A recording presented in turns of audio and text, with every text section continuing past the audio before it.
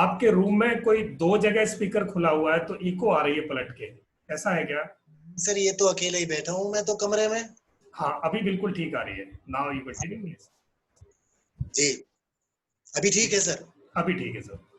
हाँ, तो जब मैं शुरुआत करता हूँ कि आप टीचर क्यों बने, तो बेसिकली उसमें काफी सारे मेरे को अजीबोगरीब से आंसर्स मिलते हैं। कुछ लोग कहते हैं कि जी मुझे बच्चे पसंद हैं, कुछ लोग कहते हैं कि जी मुझे टीचिंग पसंद है। टीचिंग पसंद क्यों है लेकिन दिस इज नॉट क्लियर। कुछ लोग कहते हैं कि जी मैं टीचिंग में इसलिए आया हूँ कि लर्निंग मेरे को अच्छी लगती है, कि कुछ सीखने को मिलेगा। But the thing is that कि अगर हम इन सारे जवाबों को लेके चलें and right from the beginning, तो हम लोग ये देखते हैं कि 95% केसेस में तो ये होता है कि लेडीज के साथ, आई am not talking about the gents, ladies के साथ 95% में केस होता है कि चलो जी ग्रेजुएशन हो गई, जब तक लड़का अच्छा नहीं मिलता है तब तक बीएड कर लो, बीएड करने के बाद अभी आगे भी होगा तो चलो अब आप टीचिंग कर लो। एंड बेसिकली देखा जाए तो हिंदुस्तान के माहौल के हिसाब से these are the two best professions for ladies. Teaching भी अच्छी है और दूसरा है banking. Am I right? Yes आप लोग सर। चैट बॉक्स में लिखते रहिएगा यस और नो, अगर एग्री करें तो यस लिख दीजिए, अदरवाइज हाँ। आगे। ठीक यस, है ना? मैंने माइक सबके म्यूट कर दिए हैं शर्मा जी, आपका ओपन है। जिनको आंसर करना है वो चैट में कर सकते हैं ताकि जी हाँ जी हाँ। बैकग्राउंड में साउंड ठीक रहे। Yes please continue. चलिए आगे चलते हैं। ये है अब से कोई तकरीबन 20 से लेके और 30-35 साल पुरानी बात। अब हम थोड़ा सा 2000 की तरफ आए तो 10-12 साल पहले अगर हम बच्चों से पूछते थे, घर जाते हैं किसी के मिलने के लिए, बच्चे मिले, भांजे मिले, भतीजियां मिली, यार दोस्तों के यहाँ बच्चे लड़कियां मिली, तो उनसे पूछते बेटा आजकल क्या कर रहे हो, तो बड़े शर्मा के बोलते थे किसी तैयारी कर रहे हैं। अच्छा अब तैयारी किस चीज की कर रहे हैं ये तो पक्का नहीं है, तो कुछ लोग बोलते कि जी आईएएस की तैयारी कर रहे हैं, वेरी गुड, ग्रेजुएट हो गए इसका मतलब।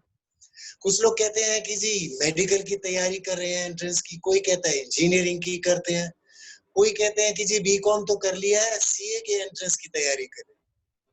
द थिंग इज कि बड़े लिमिटेड से जवाब होते थे, बिकॉज 95% हम जो मिडिल क्लास फैमिलीज हैं हमारे पास ज्यादा ऑप्शन नहीं होते।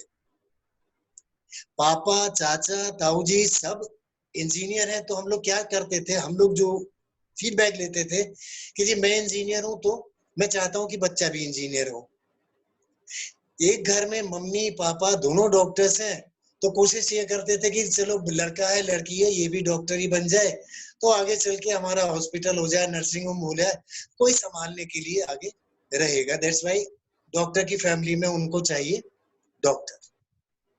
अब इस चीज की तैयारी तो ठीक है, लेकिन बात यह है कि मेडिकल की भी एंट्रेंस करी, इंजीनियरिंग की भी एंट्रेंस करी, चार्टर्ड अकाउंटेंसी की भी करी, बट उस समय हमारे पास, अब से 10-12 साल पहले की बात बताऊं तो पेरेंट्स के पास भी बड़े लिमिटेड ऑप्शंस होते थे। चल भाई डॉक्टर नहीं बनेगा तो कोई बात नहीं, मेडिकल स्टोर खुलवा देंगे, बी फार्मा करवा लेंगे या बीडीएस करवा लेंगे, इतना हमें भी उस समय इससे ज्यादा ज्ञान नहीं। मगर आजकल की पीढ़ी जो है it is very much ambitious. इनके पास अगर एक लिमिट, आप देख रहे हैं कि जैसे कोटा में भी हम देखते हैं, एंट्रेंस वाले टाइम में भी देखते हैं, एंट्रेंस के रिजल्ट्स निकलने के बाद भी देखते हैं, और जनरली देखा जाए तो this is 99% perseverance of the candidates. जो बच्चा मेहनत करता है ये 99% उसके अपनी मेहनत के ऊपर डिपेंड करता है कि उसका सिलेक्शन कहाँ हो या वो किस प्रोफेशन में जाना चाहता है। अब हमारे ऊपर पेरेंट्स का क्या होता है प्रेशर, आज की जनरेशन की बात बता रहा हूँ, कि पड़ोस में वो शर्मा जी की लड़की जो है उसका सिलेक्शन हो गया और वो फलानी फलानी एमएनसी में मल्टीनेशनल कंपनी में लग गई है, बड़ा अच्छा पैसा कमा रही है, भैया तुम भी एमबीए कर लो। एक टाइम था अभी कुछ सालों पहले से एमबीए का बड़ा जोर हुआ साहब, फिर उसके बाद एमबीए का हुआ, एमबीए के बाद बीबीए के साथ डिप्लोमा भी होने लग गया। Now the thing is that कि अभी भी मैं बताऊं कि एज ए आम आदमी हम लोगों के पास मिडिल क्लास में ज्यादा ऑप्शंस नहीं है। इसलिए हमारे पास आज का जो ये काउंसलिंग सेशन है, this will be continuing for not more than 40-45 minute, 1 घंटा। आपके जो भी बीच में आएंगे क्वेश्चंस या कोई क्वेरीज, आप नोट करते रहिएगा। और यही मार्ग निर्देशन के लिए आज हमारे साथ है mister Lokman Singh, who is an expert in career counseling, not only for the kids। हमारे आने वाली जनरेशन सिर्फ उन्हीं के लिए नहीं है, ये उनके लिए भी है जैसे हम हैं। हमारे बच्चे हैं, नाती पोते हैं, इस उम्र में आ गए हैं कि now they have to decide कि मुझे अब इसको करना क्या है। तो हमारे पास प्लान ए के साथ प्लान बी, प्लान सी भी होना चाहिए, बिकॉज इतना जबरदस्त कंपटीशन है। आप देखें मेडिकल में और इंजीनियरिंग में 0.01% सिलेक्शन होते हैं, लाखों के हिसाब से बैठते हैं और हजारों में सिलेक्शन पे रुक जाता है। इवन 1 लाख भी सिलेक्शन नहीं हो पाते। बट द थिंग इज कि ऐसे में बच्चा तो हताश होगा, या 1 साल ड्रॉप करके वो फिर यही करता है, दोबारा तैयारी करूंगा, फिर दोबारा तैयारी करूंगा।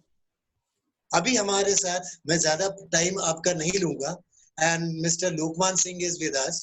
वो आपको बताएंगे कि आगे आगे हम लोग इस पूरे वेबिनार को कैसे डेवलप करते हैं, कि हमारे बच्चों के लिए भी और इसके साथ साथ हमारे पेरेंट्स के लिए भी, कि उनको पेशेंटली अपने बच्चों को किस तरीके से गाइड करना चाहिए। So I welcome over here mister Lokman Singh. Mister Lokman Singh, अब आप कमान संभाल लें। Hello. Thank you mister Sharma, हाँ जी सर। बहुत बहुत धन्यवाद आपका। इतने अच्छे शब्दों से आपने शुरुआत की आज के सेशन की। और मैं यहाँ उपस्थित जितने भी हमारे आज पार्टिसिपेंट्स हैं, आप मुझे सुन पा रहे हैं? जी हाँ। अगर मुझे सुन पा रहे हैं तो प्लीज आप राइट यस लिखें अपने कमेंट बॉक्स में। In case I am audible to you, आप प्लीज यस लिखें।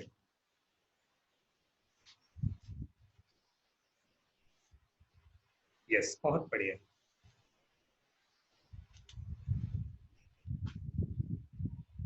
लोकमान जी, हमारा वीडियो ऑफ कर रखा है ना अब आपने?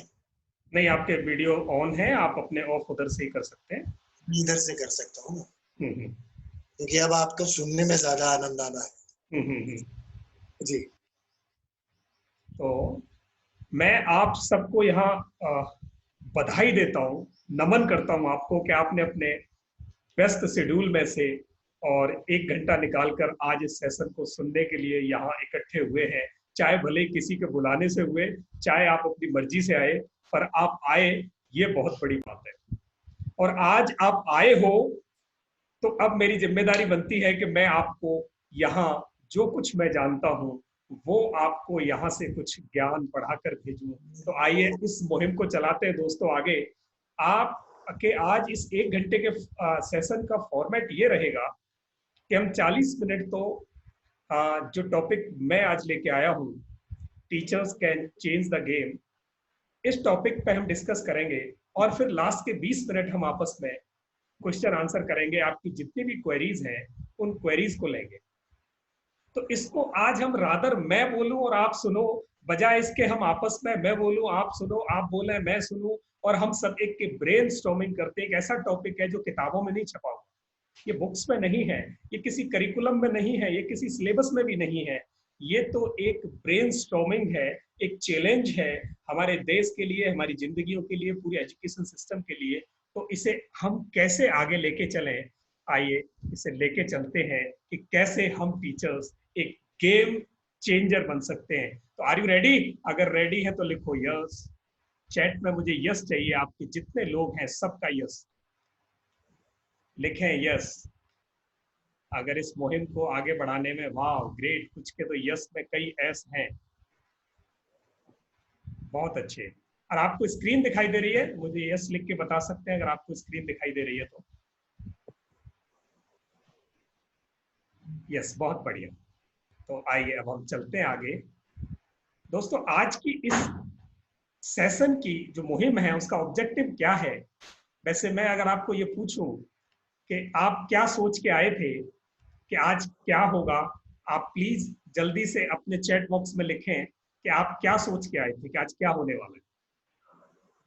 जल्दी से फटाफट लिखें, क्या एक्सपेक्टेशन थे आपके इस कोर्स से, कि मैं ये एक्सपेक्ट करके आई थी, मैं ये एक्सपेक्ट करके आया था, I expected this, I expected so. So what were your expectation with this session, please लिखें। सिर्फ यस लिखने से काम नहीं चलेगा, आपका एक्सपेक्टेशन क्या था, इस कोर्स से 1 घंटे में क्या चाहते हो आप, इंडिविजुअली आप क्या चाहते हैं, प्लीज लिखें। आपके कमेंट आने चाहिए। To learn something new, wonderful Shweta Sinha ji, बहुत अच्छा, कुछ नया सीखने, आज मजा आने वाला। Expected something new, Piyush Tripathi ji ने एक्सपेक्ट किया कुछ नया होगा, बहुत बढ़िया। Learn new things to enhance our decision making skill, Suchita Mishra ji ने लिखा, बहुत बढ़िया। Amit Kumar ji, learn new things, जल्दी जल्दी लिखें, आपका नाम भी अनाउंस होने वाला है। सतीश चंदेला गंगवार जी ने टू लर्न न्यू, वाओ। अच्छा, कुछ और नहीं सोचा किसी ने? यस सर जिन्होंने लिखा है वो उसको यस को थोड़ा describe, to learn how to understand the present time, wonderful, ये बहुत बढ़िया था बनमाली पांडा जी ने। और I can know my strength and weakness, J S Lakshmi ji ने, यस बहुत बढ़िया। To get guidance from you, बहुत बढ़िया। Expected to learn some new strategies to deal, learn different things for personality development, Nokia 3 ने लिखा है, प्लीज आप अपना रिनेम कर लें। एंड मीमांसा जी ने लिखा है लर्न न्यू थिंग्स, वंडरफुल। बाकी और लोग, बहुत सारे लोग हैं हम यहाँ, 41 लोग हैं, अभी मेरे पास सिर्फ 10 लोगों ने लिखा है। काइंडली आप इंटरेक्ट करें इस सेशन में, आप जितना इंटरेक्ट करोगे, we all are going to learn together some new things, how we can identify kids passion, wonderful। Neha Singh जी, आज ये बात पक्की आपको पता चलने वाली है कि पैशन से क्या होता है। to learn about some new strategy for child development, self development, Shankyam Kamani, good। And Pirambar Sharma ji, learn and share, wonderful. और कोई? फटाफट 1 मिनट का टाइम है, आप लिखें अपने expectations, what you expect, so that I can give the direction to this session. आपकी expectations पे खरा उतरने की मैं कोशिश कर सकूं। और किसी का कोई एक्सपेक्टेशन है इससे अलावा, something new, something different, so you can share it with in 1 minute, please hurry up fast. वाह, मुझे लगता है अब आपके स्क्रीन्स रुक गए हैं। तो अभी किसी के मोबाइल पर ये स्क्रीन पर कोई पेन चला रहे हैं, प्लीज उनको रोकना बीच में, जहां थोड़ा डिस्टरबेंस कम होगा उतना बेहतर तरीके से। I would like to entertain you, I would like to facilitate you, I would like to transfer and share my knowledge, whatever I know about this topic, sir. So we are going to rock today, and what will be the format of this rocking? So that is, आज हम discuss करने वाले हैं, आज हमारा objective है इस session का कि कैसे हम टीचर्स, यानी how we teachers can add value to teaching profession. अब आप कहोगे ये कौन सी बड़ी बात है, हम तो रोज यही काम कर रहे हैं। नहीं, कुछ कमी है, कुछ छूटा हुआ है, और जो छूटा हुआ है उसको करेक्ट करें, और जो कुछ हम कर रहे हैं उसमें कुछ और ऐड करें। आइए, कैसे ऐड करेंगे? पहला एक ऑब्जेक्टिव आज का ये है। ऑब्जेक्टिव्स को याद रखिएगा, अगर मैं किसी ऑब्जेक्टिव को नहीं डिलीवर कर पाऊं तो आप एंड में मुझे बता सकते हैं कि सर ये ऑब्जेक्टिव था but you could not deliver, I would like to deliver this for you. Perception toward success, ये 3 शब्द जिंदगी की पटकथा लिखने के लिए काफी हैं। मैं आज यहाँ मिक्स लैंग्वेज लूंगा क्योंकि मुझे ये बताया गया है कि हम दोनों तरह की लैंग्वेज के टीचर हमारे पास हैं, जहाँ अंडरस्टैंड बहुत बेहतर तरीके से कर सकें वो मिक्स लैंग्वेज लेके चलेंगे। बट अगर किसी को लैंग्वेज पॉइंट ऑफ व्यू से आपको ऐसा इशू लगता है कि you are not able to understand something, तो you just raise your hand. आपके नीचे रिएक्शन में आपको ऑप्शन है, आप चैट में लिख सकते हैं कि मुझे नहीं समझ में आया, काइंडली रिपीट, प्लीज रिपीट। आप जो लिखेंगे वो मैं फिर उसको रुक कर आपको जरूर समझाऊंगा। तो प्लीज आगे मैं स्पीड से बोलूं, आपको नहीं समझ में आए, उसका पर्पज सॉल्व नहीं होगा। यानी ये बहुत इंटरेक्टिव सेशन होने वाला है। तो आपको जब नहीं समझ में आए प्लीज चैट में मुझे लिखना कि प्लीज रिपीट, मैं चैट में देख लूंगा और मैं वो आपका टॉपिक आपके लिए रिपीट कर दूंगा। यहाँ तक मुझे लगता है आपको समझ में आ गया। आपके माइक मैंने सबके बंद किए हैं। लास्ट के 20 मिनट्स में हम माइक ओपन करेंगे। जो रेज हैंड करेंगे, आपके नीचे मेन्यू बार पे ऑप्शन है रेज हैंड। जब आप क्वेश्चन पूछने के लिए हाथ खड़ा करेंगे तो आई वुड अलाउ 1 बाय 1 कि आप वहां से क्वेश्चन पूछ सकें, मैं अनम्यूट करता जाऊंगा। तो आप अपना कॉपी और पेन साथ रख लें कि अगर कोई क्वेश्चन आपके माइंड में इन बिटवीन आए तो you just note it down with you, and as soon as we finish this dialogue delivery, this sharing of topic. हम फिर क्वेश्चन आंसर जब लेंगे Q&A सेशन में, तो you can ask your question, आप बाद में पूछ सकते हैं, तो प्लीज कॉपी पेन लेकर बैठ जाइए। और तीसरा जो पॉइंट आज का है वो एम्प्लॉयमेंट सिनेरियो, बहुत ही हॉट इश्यू है पूरे देश के लिए। चौथा है हैप्पीनेस इंडेक्स। ये चीजें हो सकता है इसमें से एक आधी चीज आपको नई लगती हो, पर ये नई नहीं है, ये जिंदगी के सच है। मैं इसको हिंदी में बताऊं तो एक टीचर कैसे अपने शिक्षण में गुणवत्ता बढ़ा सकता है, क्वालिटी कैसे ऐड करे, वैल्यू कैसे ऐड करे, और सफलता क्या होती है, आज इसे हम बहुत ही डेप्थ में समझने वाले हैं कि रियली सक्सेस होती क्या है, और दुनिया कहां सक्सेस के पीछे भाग रही है और पागल है और सक्सेस नहीं पा रही है। फिर आज का एम्प्लॉयमेंट सीनेरियो क्या चल रहा है, आपको मोटा मोटा सब पता है, पर आज हम फिगर्स में, फैक्ट्स में डिस्कस करने वाले हैं। और इसके बाद हैप्पीनेस इंडेक्स होता क्या है, बला क्या है, व्हाट इज दिस थिंग, कैसे हम हमसे ये रिलेट करती है, और हमारी सक्सेस, हमारी पढ़ाई लिखाई, प्रोफेशन कैसे इससे रिलेट करता है, ये आज डिस्कस करने वाले हैं। तो दोस्तों चलते आगे। आज के इस एज को गोल्डन एज कहते हैं। अब कौन कौन इस पर प्रकाश डाल सकते हैं?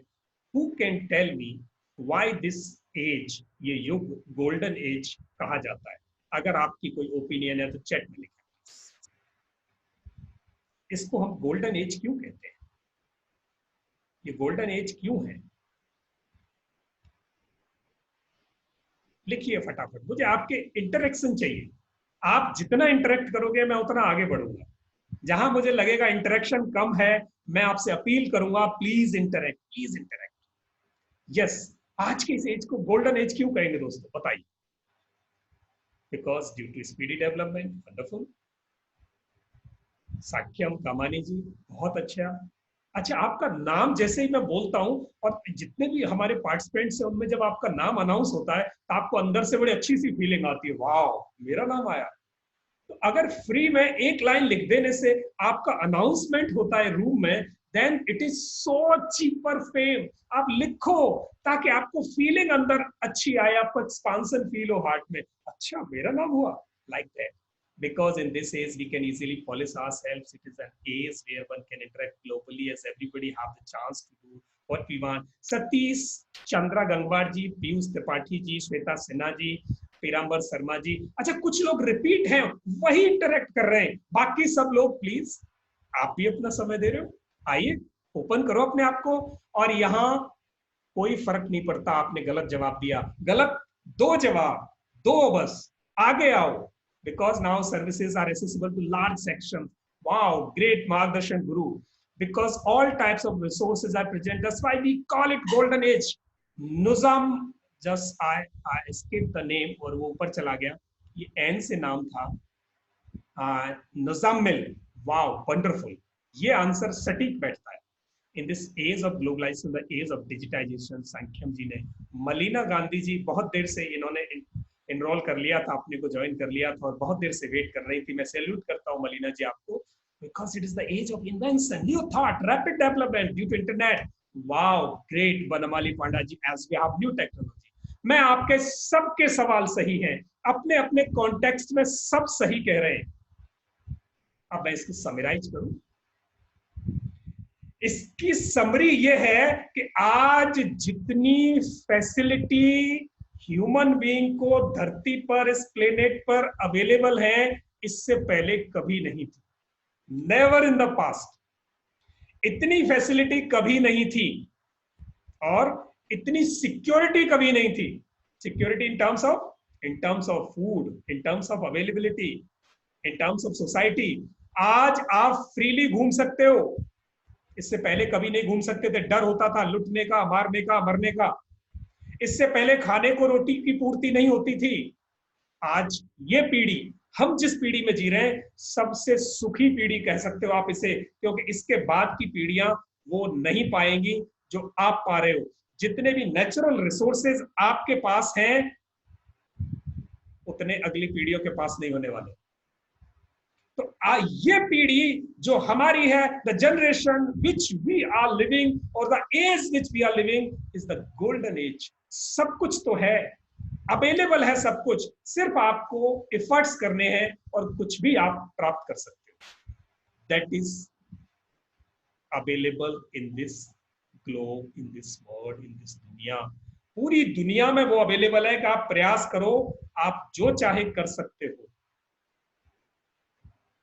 का मतलब है जब सब कुछ हाथ में होने को है तो ये गोल्डन एज कह सकते हैं इसको। सारी सुविधाएं हैं और ह्यूमन डेवलपमेंट जितना अब हुआ है, यानी मोर्टेलिटी रेट गिर गई है, पैदा ज्यादा हो रहे हैं, मर कम रहे हैं, मरने ही नहीं देते, हम हॉस्पिटल जाते हैं। एजुकेशन में जो चेंज आया है, इतनी बेहतरीन एजुकेशन, आपने सोचा था कि हम पूरी कंट्री के लोग एक जगह इकट्ठे होकर और फ्री में कनेक्ट हो जाएंगे बिना कुछ खर्च किए, घर पे बैठे हम क्लास ले रहे होंगे, आप सब टीचर्स घर पे बैठे बच्चों को पढ़ा रहे हैं? ऐसा कभी सोचा गया था? नहीं।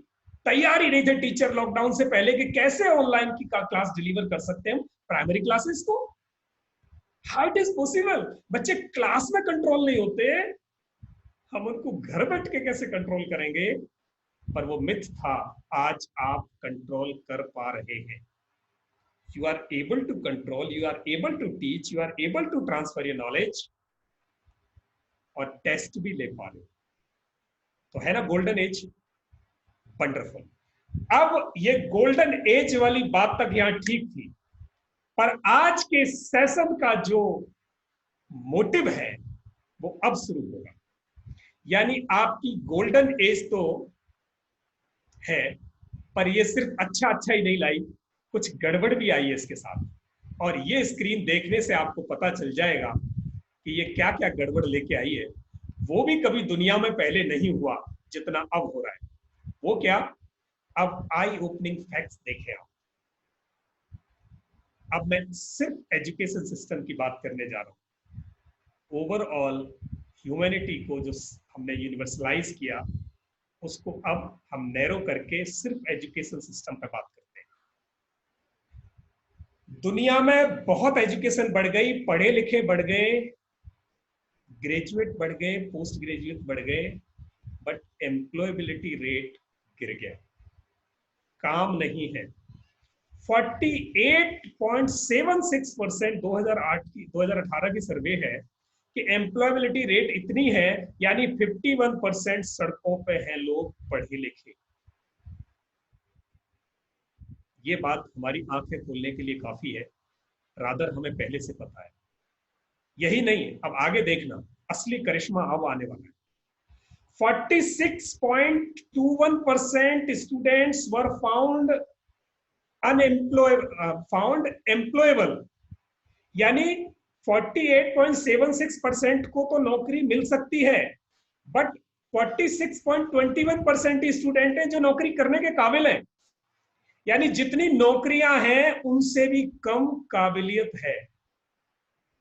पढ़ते हैं 100, नौकरी है 48, और नौकरी करने के लिए उनमें से काबिल बच्चे हैं 46। यानी जितनी नौकरियां हैं उतने भी बच्चे काबिल नहीं है, यानी योग्य नहीं है, एबल नहीं है, जॉब्स के लिए कॉम्पेटिबल नहीं है, यानी उनकी कॉम्पिटेंसीज और skills are not in the manner of the required thing. क्या चाहिए जॉब को, क्या चाहिए नौकरी में, वो अवेलेबल नहीं है। तो हम क्या कर रहे हैं? हम एकेडमिकली बहुत बच्चों को आगे लेके जा रहे हैं, नंबर बहुत अच्छे आते हैं, पर जब नौकरी करने की बात आती है तो टाइट है। ये मेरे आंकड़े नहीं है, आप इंटरनेट पे जाइए, एम्प्लॉयबिलिटी रेट सर्च कीजिए 2018 की, आपको ये निकल के आ जाएगा। आप एम्प्लॉयमेंट अनएम्प्लॉयमेंट का रेशियो देखिए 2019 का, आपको ये रेशियो निकल के आ जाएगा। अब ये सर्वे, ये आंकड़े सही है, मैंने इसे अपनी जिंदगी में जिया है। मैंने अपनी जिंदगी में जिया है कि जितने बच्चे मैं भर्ती करता था, when I was head HR in multinational company, एक बच्चे को भर्ती करने के लिए सैकड़ों को रिजेक्ट करना पड़ता था, सैकड़ों। का मतलब है whatever is the requirement of job is absent in the graduates, even engineers. अब इंजीनियर्स की बात सुन लें, 80% of Indian engineers are not fit for jobs. 8 lakh रुपए कम से कम खर्च करते हैं एक माँ बाप, और 4 साल कम से कम एक बच्चा 4 से 5 साल खर्च करता है। यानी 1-2 साल तो आजकल कोचिंग में खर्च होते हैं, और 9-10 से ही वो शुरू कर देते हैं अपनी कार्यवाही। 10 साल बच्चा मेहनत करता है, और उसके बाद जब वो रिज्यूम लेके जॉब के लिए जाता है तो जॉब देने वाली कंपनियां कह देती हैं यू आर नॉट एम्प्लॉय, आपके पास वो स्किल ही नहीं जो हमें चाहिए। और ये फैक्ट है, मैंने ऐसे सैकड़ों नहीं हजारों बच्चों को रिजेक्ट करके वापस भेजा है। था ही नहीं उनके पास बूता, उनको स्किल ही नहीं पता, इंजीनियरिंग में क्या पढ़ा है नहीं पता, किसी सब्जेक्ट पे मास्टरी नहीं है। ऐसा मेजोरिटी ऑफ स्टूडेंट्स के साथ है।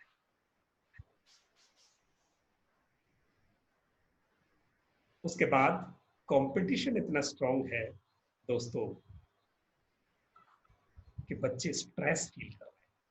आज छोटे छोटे बच्चों को स्ट्रेस दिखाई देती है, बड़े बड़े मोटे मोटे चश्मे उनकी आंखों पे है, सिर दर्द है, डरते स्कूल जाने से, डरते टीचर को फेस करने से, डरते ट्यूटर के पास जाने से, डरते माँ बाप के सामने मुंह खोलने से, क्योंकि एक्सपेक्टेशंस इतने हाई हैं कि वो अपनी जबान से शब्द बाहर नहीं ला पाते।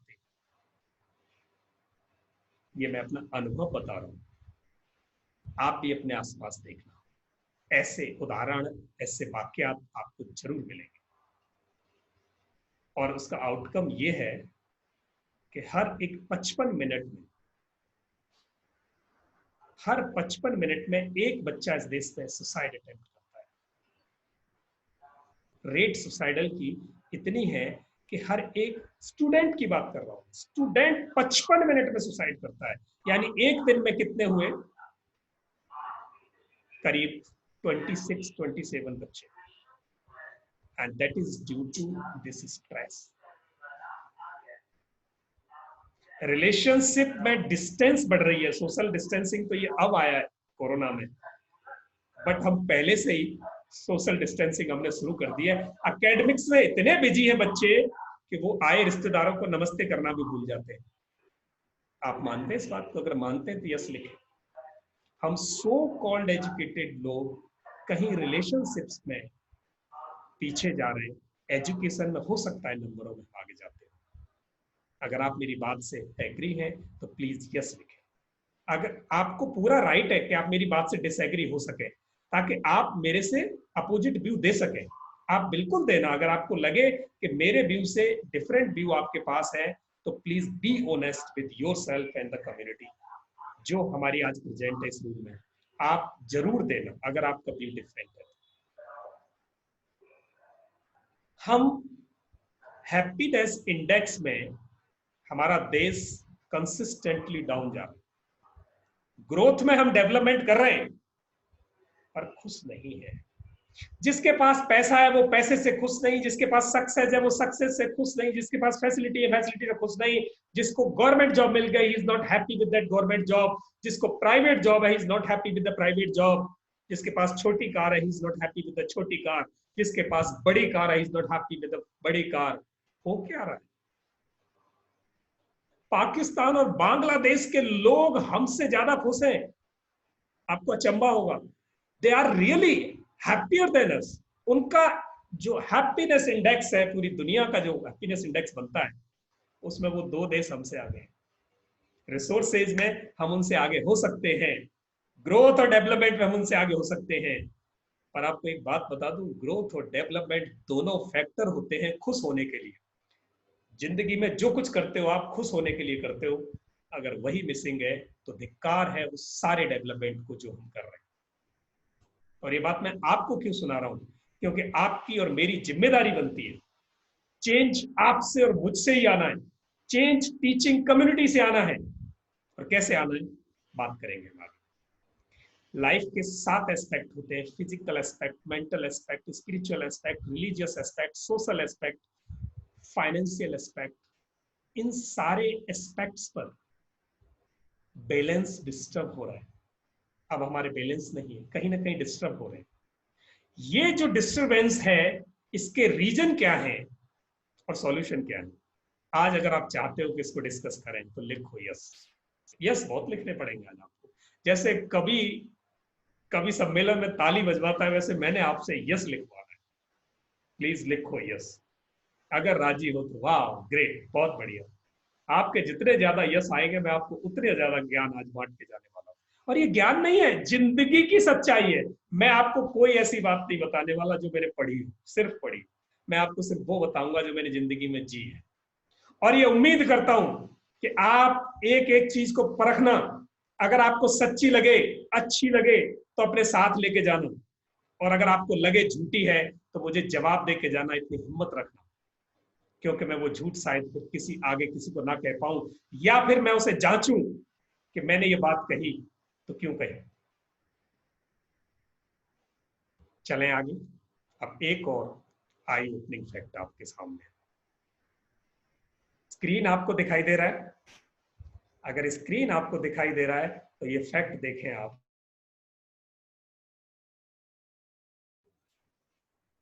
इस देश में 65% teacher are not happy with their jobs. मैं नहीं कह रहा, न्यूज इंडियन एक्सप्रेस न्यूज़पेपर ने सर्वे कराया। 65% टीचर अपने काम से खुश नहीं है। जिस प्रोफेशन में वो काम कर रहे हैं, they are not happy with the profession. सिर्फ 35% टीचर है। अब आप उम्मीद करो, अगर मैं जिस काम को कर रहा हूं उसमें खुश नहीं हूं, तो क्या मैं दूसरों को खुशी बांट सकता हूं? मैं जिस ज्ञान से राजी नहीं हूं, जिस ज्ञान से मैं खुश नहीं हूं, क्या उस ज्ञान से मैं किसी और को लाभान्वित कर सकता हूं? How can I transfer the benefit from my learnings to others if I am not happy with the learnings? मेरा ट्रस्ट नहीं है मेरी लर्निंग्स में, मेरी लर्निंग्स ने मुझे बेनिफिट नहीं किया। हो सकता है फाइनेंशियल एस्पेक्ट में आपको बेनिफिट कर गई हो, बट दोस्तों, financial aspect is not the final aspect to live a life. बाकी चीजें बहुत इंपॉर्टेंट है। और अगर आप और हमारी कम्युनिटी 65% ऐसे ही डिससेटिस्फाइड रही, तो दुनिया बदलने वाली नहीं है। और दुनिया को तो जब बदलेंगे हम, दुनिया का ठेका नहीं हमारे पास ठेका है पहले हम खुद बदलें। मैं बदलूंगा, जग बदलेगा, मेरे अंदर चेंज आएगा, मेरी दुनिया में चेंज आएगा। अब आपको मैं पूछूंगा तो नहीं कि आप में से सतीश चंद्र गंगवार जी ने कहा सर दैट इज 75%। मैं आपकी बात से इत्तेफाक रखता हूं sir, I am agree with you, I support you. क्योंकि सारे टीचर हिम्मत भी नहीं कर पाते ये कहने की कि मैं डिससेटिस्फाइड हूं, नहीं कर पाते। आपसे पूछूंगा नहीं कि आप में से कौन कौन डिससेटिस्फाइड है, कौन सेटिस्फाइड है, बट आप प्लीज अपने अंदर अपना आकलन, अपना असेसमेंट कर सकते हो। यू आर बेस्ट जज, बेटर जज, कि आप ये जज कर सको कि क्या मैं मेरे प्रोफेशन से खुश हूं? Am I happy with my profession?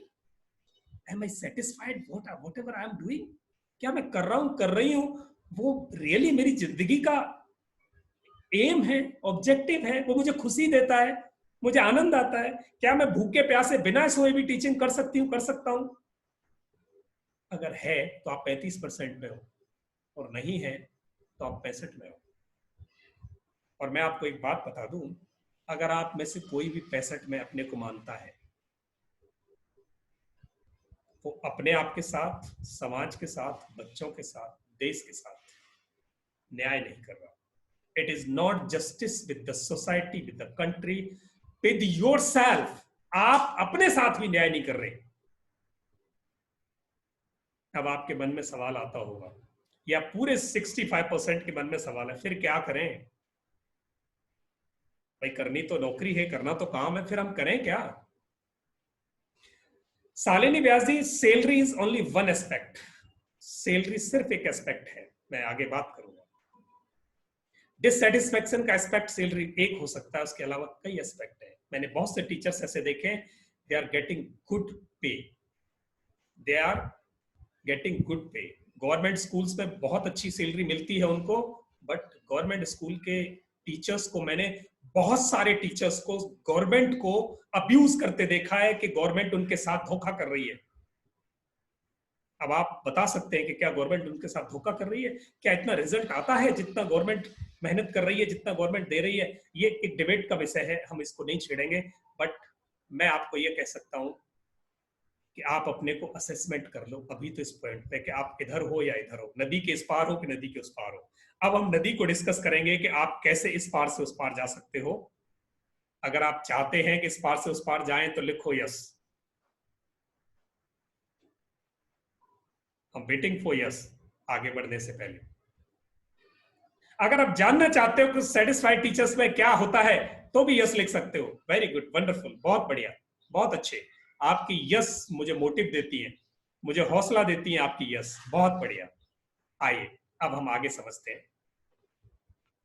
ये सेशन 10-5 मिनट आगे जा सकता है।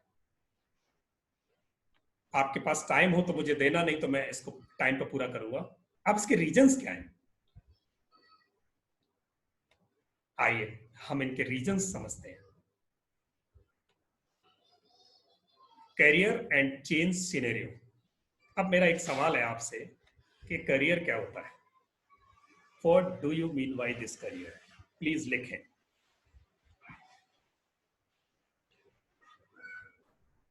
करियर क्या होता है प्लीज लिखें। आप क्या समझते हो करियर से, व्हाट डज इट मीन। बहुत बड़ा फर्क डालता है, ये अपने आप में एक बहुत बड़ा रीजन है करियर। आप क्या समझते हैं करियर से, what is your opinion about this word career, क्या होता है। आंसर नहीं आया।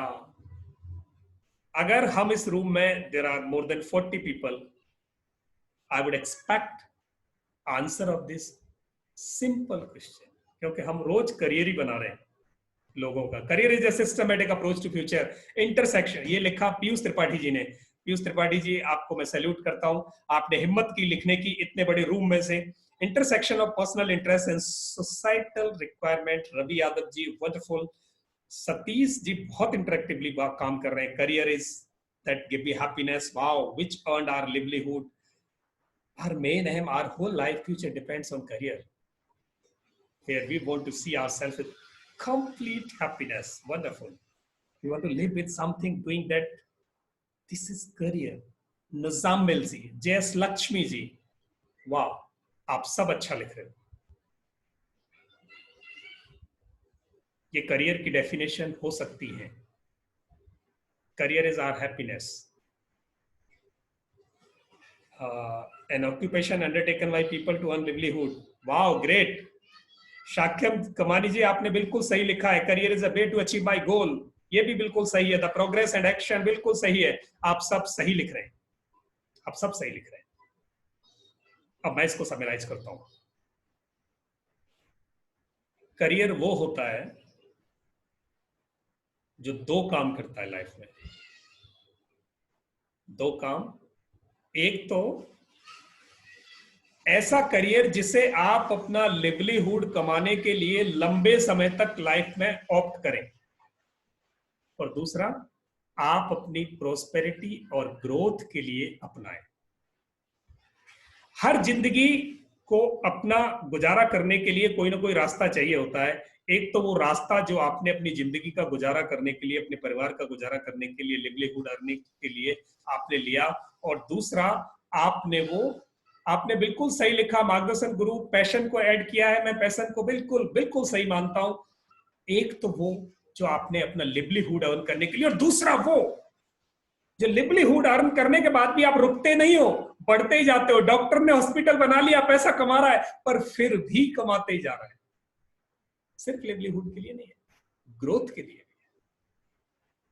अमिताभ बच्चन आज भी कमा रहे हैं, टाटा, बिरला, अंबानी आज भी कर रहे हैं, उनके पास है livelihood. Then also they are busy in their career, क्योंकि उनको ग्रोथ चाहिए। तो एक ऐसा काम जिसे आप अपनी लाइफ में अपना लिवलीहुड अर्न करने के लिए और ग्रोथ के लिए लंबे समय तक ऑप्ट करते हो, उसको करियर कहते हैं। आपको सबको बधाई, आपने सबने आंसर सही किए। अब इस करियर का सिनेरियो चेंज हो गया है, आप देखना। अब यहां से फर्क आना शुरू होगा कि ऐसा क्या हुआ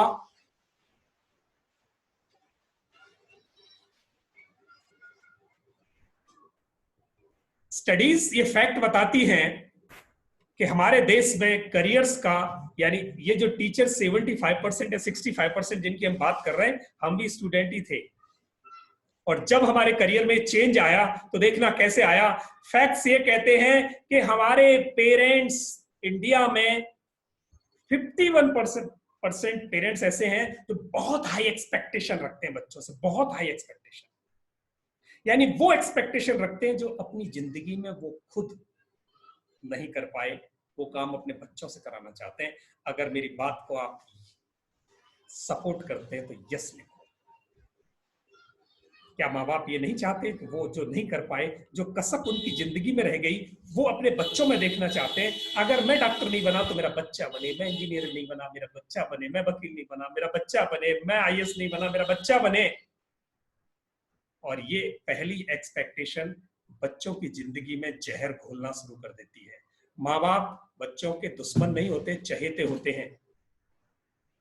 बट ये वाला एक्शन, यस, आपके दो हाथ खड़े हुए हैं। आप अपने क्वेश्चंस को प्लीज नोट कर लेना, मैं एंड में लूंगा, इस पर बहुत लंबा डिबेट जाएगा, मुझे पता है। पेरेंट्स अपने बच्चों से बहुत एक्सपेक्ट कर रहे हैं, उस एक्सपेक्टेशन की वजह से ये सुसाइड्स हो रहे हैं, उसकी वजह से ये स्ट्रेस हो रहा है, उसकी वजह से ही बच्चे सफर कर रहे हैं, उसकी वजह से परेशानियां खड़ी हो रही हैं। पेरेंट्स गलत नहीं है, उनके पास उतने रिसोर्सेज नहीं थे जब वो कर रहे थे, आज रिसोर्सेज हैं, वो चाहते हैं कि बच्चा आगे बढ़े, पर कहीं गलती होती है, वो गलती देखते हैं कहाँ होती है। और ये जो हाई एक्सपेक्टेशन है इतनी काउंटर प्रोडक्टिव है कि पेरेंट्स की जो होप है वो अनरियलिस्टिक होती है। अनरियलिस्टिक कैसे होती है? मैं अभी पिछले साल यूपी के इंटीरियर में, यूपी और बिहार के बॉर्डर पर बहुत सारे स्कूलों में मैंने करियर गाइडेंस किया बच्चों का, स्कूल के स्कूल्स का। वहां बच्चे 10th बड़ी मुश्किल से पास कर रहे हैं, और मैंने पूछा क्या बनना है? आईएएस। बच्चों को सब्जेक्ट में बिल्कुल इंटरेस्ट नहीं है, बनना क्या है? आईएएस। आईएएस पीसीएस से नीचे उनके एम्बिशन नहीं है। क्यों बनना चाहते हो? पापा चाहते हैं। क्यों बनना चाहते हो? मोहल्ले में से कोई है। क्यों बनना चाहते हो? कोई रिश्तेदार बन गया है। आप उम्मीद नहीं करेंगे, मैंने एक साल में करीब 80,000 बच्चों की गाइडेंस किया है। 80,000 बच्चों में से मुश्किल से 80 बच्चे निकले जिन्होंने कहा हमें टीचर बनना है। आप सोच सकते हैं टीचिंग प्रोफेशन में कितना ग्राउंड रियलिटी है। का मतलब है टीचर डिससेटिस्फाइड इसलिए है कि they are not teacher by their choice, they are by default. अगर बाई चॉइस आप टीचर हो, 35% में खड़े रहोगे, मेरी गारंटी है। चाहे सैलरी कम मिले, ज्यादा मिले, फर्क नहीं पड़ता, सैलरी बढ़ाने के लिए प्रयास कर लोगे। बट प्रोफेशन से प्यार जब करोगे जब आपकी उसमें जिस्ट है।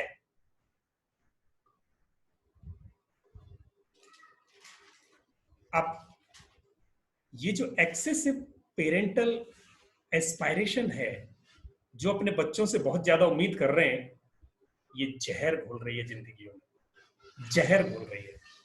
और वो जहर मैंने निकलते हुए देखा है, उसका लावा निकलते देखा है मैंने। मैं आपके साथ शेयर करता जाऊंगा।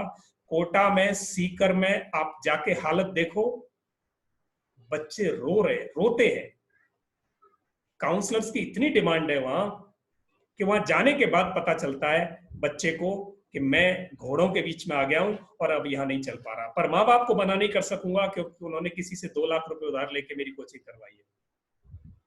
आप सोचो, वो बच्चा माँ बाप को ना नहीं कह सकता, और आगे उसको चलने को मौका नहीं है क्योंकि वहां घोड़े बहुत हैं, वो उसको रास्ता नहीं देते कि बच्चे कहां जाए।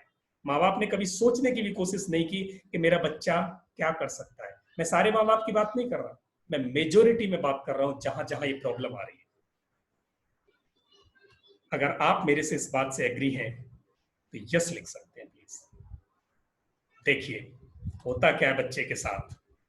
पेरेंट्स का हाई एक्सपेक्टेशन ये है, छोटे बच्चे के पास भी, नर्सरी में भी पेरेंट्स की उम्मीद है, ये एक्सपेक्टेशन है कि वो क्लास में फर्स्ट पे आए, फर्स्ट पोजीशन क्लास में होनी चाहिए। नर्सरी में भी मैं बचपन नहीं जीने देना चाहते हम बच्चे को, पोजीशन फर्स्ट लाए।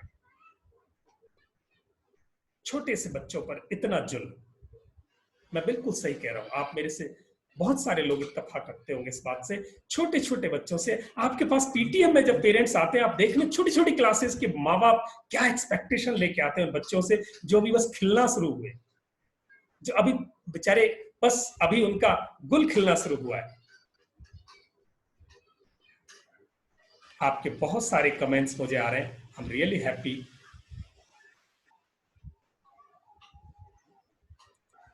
किसी ने फोटो को सराहा है, सो नाइस। एक और सर्वे मैं आपके साथ शेयर करूं, extra burden of tuitions. India में 81% माएँ ये चाहती हैं कि बच्चा ट्यूशन पर चला जाए, मुझे तंग ना करे, और फिर भी तंग करे तो मोबाइल पकड़ा देती है, तो इसमें लगा रहा है मैं बिजी हूं अपने काम में। अगर मेरी प्राइवेसी में कहीं खलल पड़ती है तो मैं बच्चे को, मैं ये बड़े शहरों की बात कर रहा हूं, अगर आप किसी छोटे शहर से इत्तेफाक रखते हो तो प्लीज मुझे माफ करना। छोटे शहरों में भी बात छोटी हो सकती है, ये बात कम हो सकती है, पर बड़े शहरों में हालत ये है कि माएँ सुबह लंच पैक तैयार नहीं करती, स्कूल्स को कैंटीन ऑपरेट करनी पड़ रही है स्कूल में। बच्चे माँ बाप की प्राइवेसी में खलल न डालें, इसलिए ट्यूशन भेजा जा रहा है। 81%, जो कि पूरी दुनिया की कंट्रीज में, आप बड़ी बड़ी कंट्रीज का सर्वे देखो, यूएस में नहीं है, यूके में नहीं है, ऑस्ट्रेलिया में नहीं है, चाइना में नहीं है, और फिनलैंड में तो है ही नहीं। मैं फिनलैंड का जिक्र करूंगा, फिनलैंड बहुत अच्छी कंट्री है एजुकेशन के मामले में। तो एक रीजन था करियर में माँ बाप का जो घुसपैठ है, वो मैं घुसपैठ कहूंगा उसको, क्योंकि आप टीचर से, आपके सामने मैं जितनी बेबाकी से अपनी बात रख सकता हूं, माँ बाप के सामने उतनी बेबाकी से नहीं रख सकता आपको, क्योंकि मेरा रिप्रेजेंटेटिव यानी मैं सारे माँ बाप तक नहीं पहुंच सकता, पर जितनों तक आप पहुंच सकते हो, ये बात अगर सच्ची लगे तो जरूर पहुंचाना उन तक। दो रीजन आपने समझ लिए कि ट्यूशन का एक्स्ट्रा बर्डन है और एक्सपेक्टेशंस बहुत हाई हैं। अब एक और समस्या है, देश में कुछ नेशनल हाईवेज हैं एजुकेशन में। पहला नेशनल हाईवे है इंजीनियरिंग का। हर माँ बाप छोटी सी उम्र में बच्चे को हाईवे पे गाड़ी दौड़ाने के लिए अलाउ करता है, इंजीनियरिंग में जाओ या डॉक्टर में जाओ, दूसरा हाईवे। तीसरा हाईवे एमबीए करो। चौथा हाईवे कंप्यूटर फील्ड में जाओ, बहुत स्कोप है। पांचवा हाईवे सिविल सर्विसेज में जाओ, और सिविल सर्विसेज और इन चीजों के बाद जो बचता है वो 8% बचता है। यानी इन 5-6 करियर्स के बाद दुनिया के 450 करियर जो अच्छे हैं इंडिया में चलते हैं, जो करियर तो हजारों हैं, पर जो इंडिया में पॉपुलर हैं, अच्छे करियर हैं, उन 450 की कोई बात ही नहीं करता। सिर्फ इन 6 हाईवे पे भीड़ बढ़ी हुई है, और सारे बच्चे इन हाईवेज पे जाके, अब जिसके पास मर्सिडीज है वो पार निकल जाता है, उससे कम हल्की गाड़ी है वो हाईवेज पे पीछे रह जाता है। आप देखना इसमें क्या खेल होता है। पूरी दुनिया में ये फिगर अलग है, यानी चाइना में भी इतनी इंजीनियरिंग नहीं करते लोग, वहां पैदा होते ही बच्चा टेक्नोलॉजी सीख जाता है, उनको इंजीनियरिंग की जरूरत नहीं है। 3 रीजन है जहां टीचर्स को हैमरिंग करनी है। पहला करियर का डिसीजन, फिर कन्वेंशनल करियर पर जो क्राउड हो रही है, क्राउडेड हाईवेज हैं करियर ऑप्शंस के, वहां उसके फैक्ट को पेरेंट्स के सामने रखना। तीसरा, ट्यूशन पे बच्चों का जीवन जीवन सा नहीं, बचपन बचपन सा नहीं। ये 3 मेजर रीजन हैं। अब इनमें कैसे टीचर क्या करें इसमें, अब आपका रोल आता है। आपका रोल ये आता है कि बचपन बचाओ अभियान, बचपन बचा नहीं है। एक्सपेक्टेशन के चक्कर में, पेरेंट्स के एक्सपेक्टेशन है, टीचर से और स्कूल से इतने एक्सपेक्टेशन है कि आप रोज देखते होंगे पीटीएम में लड़ने को आ जाते हैं पेरेंट्स, इसके नंबर कम कैसे हो गए, इसकी ये प्रॉब्लम कैसे हो गई, ये तो पढ़ता ही नहीं है, ये तो ऐसे करता है, ये तो ऐसे करता है। मैं आपको एक वीडियो दिखाऊंगा, अगर आपको सबको आवाज आए तो यस लिखना। मैं आपको इससे रिलेटेड, मेरे पास एक बड़ा वीडियो है, अगर आप चाहें तो मैं वो दिखा सकता हूं। अगर आपको सुनाई दे तो प्लीज मुझे यस लिख देना।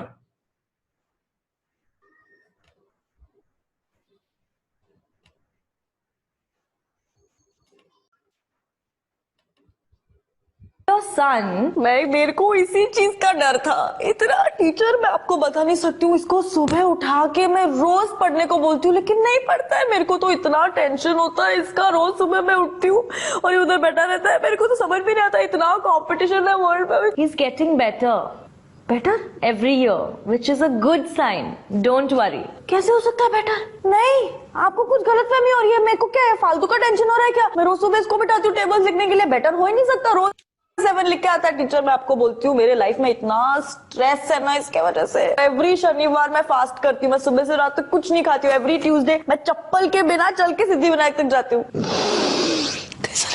मेरे को तो उसके पापा को इतना टेंशन है, बाकी 3 बच्चा लोग इतना ठीक है, कुछ नहीं होने वाला।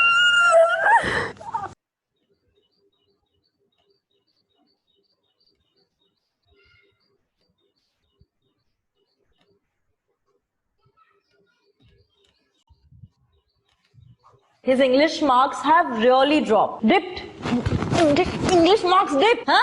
You watch Doraemon in English, full volume. What happened then? What are you learning? He is distracted in class. He talks all the time and he is disturbing everybody. Not just our classroom, even the next classroom. Oh, and you want me to buy you a cell phone, huh? What do you have to talk to me? Tell me what you want to talk to both of us. That you are disturbing your teacher, you are disturbing the whole class. Tell me what you talk in class. See? Now mom, shut. But he did good this year. Good?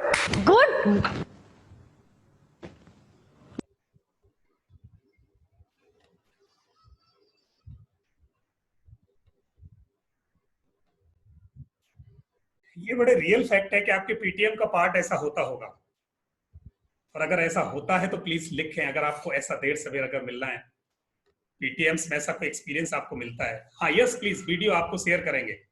Video आपको सुनाई दिया, दिखाई दिया हो तो yes लिख दें please. Yes, very good, जरूर आपको मिलेगा। ऐसे बहुत सारे वीडियोस हैं मेरे पास। अच्छा, what teachers can do, teachers के ऊपर जिम्मेदारी है कि पहले अपने प्रोफेशन में इंटरेस्ट पैदा करें। अब आप इस प्रोफेशन में आ ही गए हो तो देखिए, अब आपके पास इसे छोड़ के जाने का ऑप्शन अगर नहीं है तो प्लीज आप इसमें आनंद लेना शुरू कर दो। मैं बताऊंगा कैसे आनंद लोगे आप इसमें। पहले तो बचपन बचाना आपकी जिम्मेदारी है। पेरेंट्स को यह समझाना आपकी जिम्मेदारी है कि ये आपकी प्रॉपर्टी नहीं है। भगवान ने आपको मौका दिया है, भगवान ने आपको वरदान दिया है कि आपके घर में बच्चे पैदा हुए हैं। जिंदगियां हैं, आपको मौका मिला है इन जिंदगियों को तराशना, सेवा करने का, आप आगे बढ़ाने का। जैसे आपको किसी ने किया वैसे आपको मौका मिला है। प्लीज इनको प्रॉपर्टी की तरह मत करो इनके साथ। ये आपकी प्रॉपर्टी नहीं है, ये तो ईश्वर की ऐसी देन है। जिंदगियां हैं, जीती जागती चीजें हैं, जीते जागते जीवन है। ये बात पेरेंट्स को समझाना आप में से, हम में से हर एक की जिम्मेदारी बनती है। अच्छा, अब क्या होगा कि एक और चीज आपको लगेगी कि फीस देने के बाद पेरेंट्स ऐसे समझते हैं, आप मेरी इस बात से इत्तेफाक रखेंगे क्योंकि मैंने बहुत सारी पीटीएम फेस की है। फीस देने के बाद ऐसे समझा जाता है जैसे स्कूल ने कॉन्ट्रैक्ट ले लिया उनके बच्चे को आईएएस बनाने का, या वो जो बनाना चाहते थे वो। ऐसे लड़ते पीटीएम में आके, ये बच्चा क्यों नहीं कर रहा, रामलाल कर रहा है, हरिलाल कर रहा है, श्यामलाल कर रहा है, सीता कर रही है, गीता कर रही है, ये क्यों नहीं कर रहा। आपने जिन्होंने हाथ खड़े किए, प्लीज आप अपने क्वेश्चंस को रोकना, मैं आपको एंड में जवाब दूंगा। क्या मैं गलत हूं? ऐसे लड़ते हैं जैसे आपने उनका कुछ छीन लिया हो। फीस देकर बिल्कुल पीछा छुड़ा दिया उन्होंने कि ये कॉन्ट्रैक्ट स्कूल और टीचर्स के नाम लिख दिया।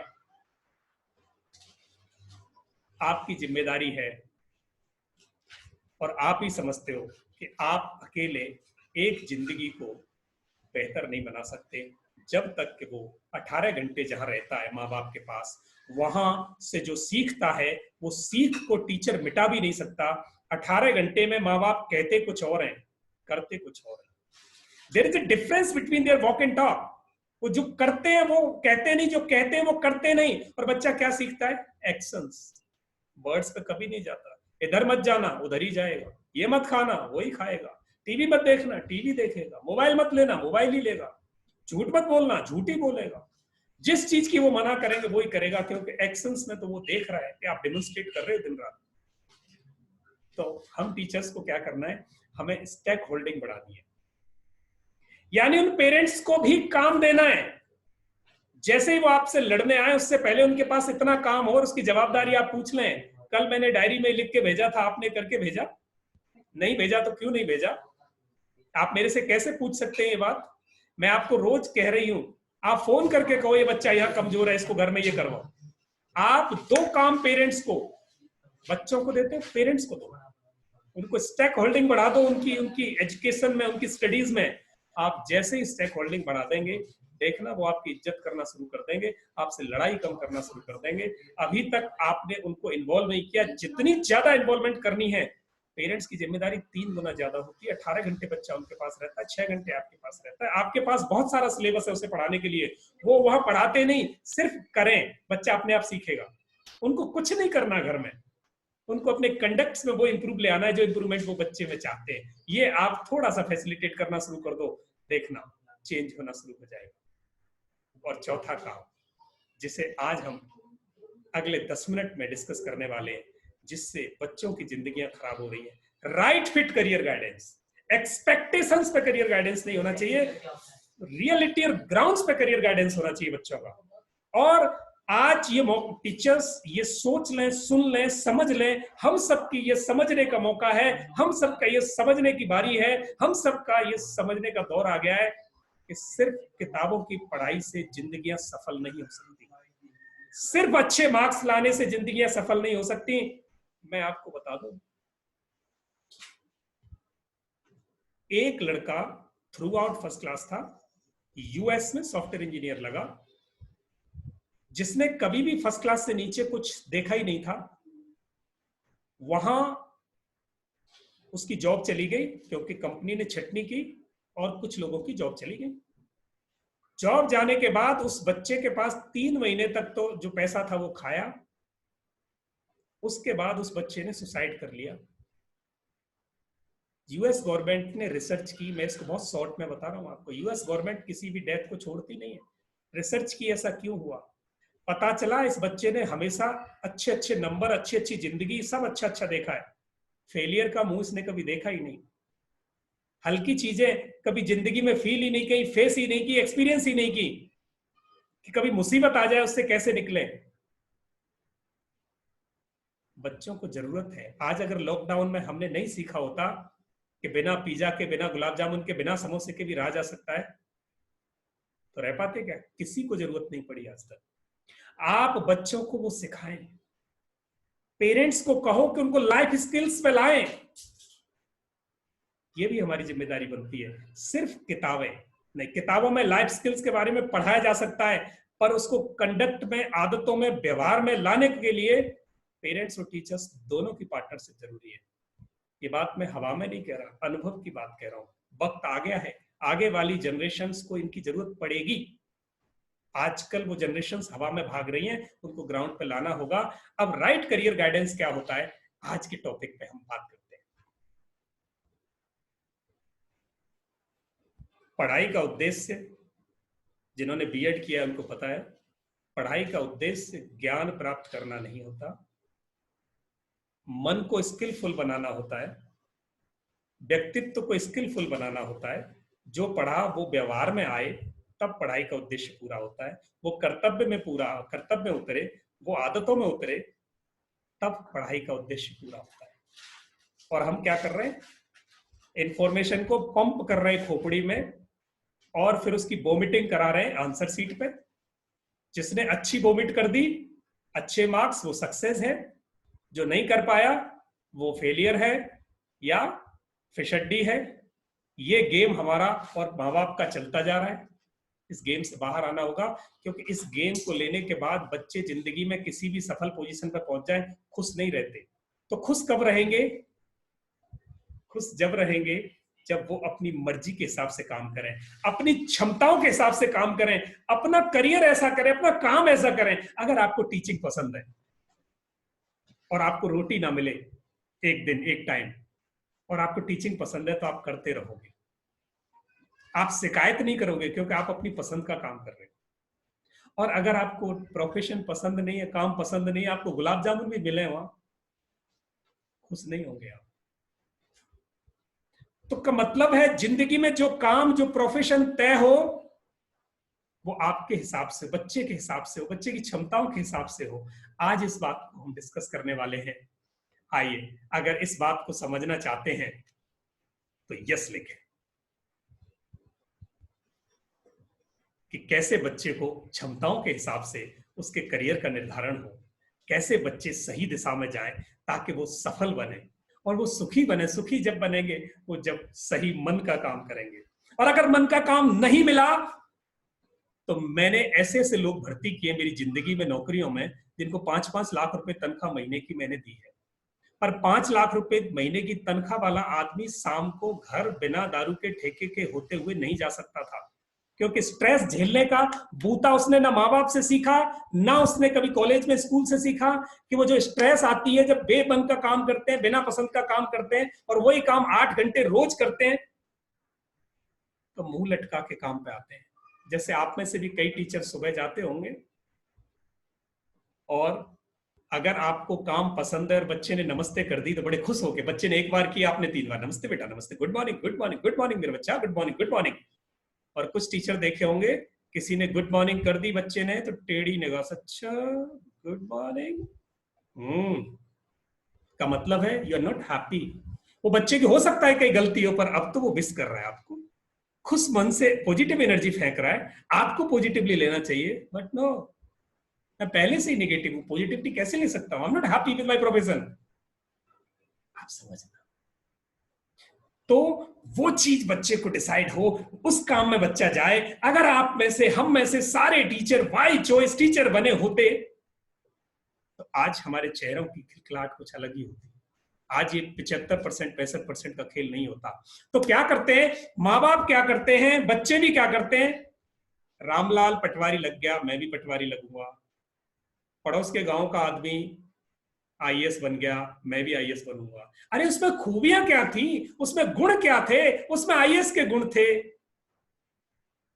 आप में किसके गुण हैं, ये जज करना जरूरी है। तो फैसिनेशन में करियर को आपको, अब टीचर्स को क्या चाहिए, ये गाइडेंस आप दे सकते हो आप अपनी पढ़ाई में, और बहुत आसान है। आज जो हम आगे सीखने वाले 10 मिनट में कि फैसिनेशन में नहीं, फैसिनेशन में जाने से क्या होता है, आप देखें देश में आईएएस आईपीएस आईएफएस की 1000 सीट है, 8 लाख बच्चे एग्जाम देते हैं, 800 बच्चों में से तैयारी करते हैं तो 1 सीट हासिल होती है।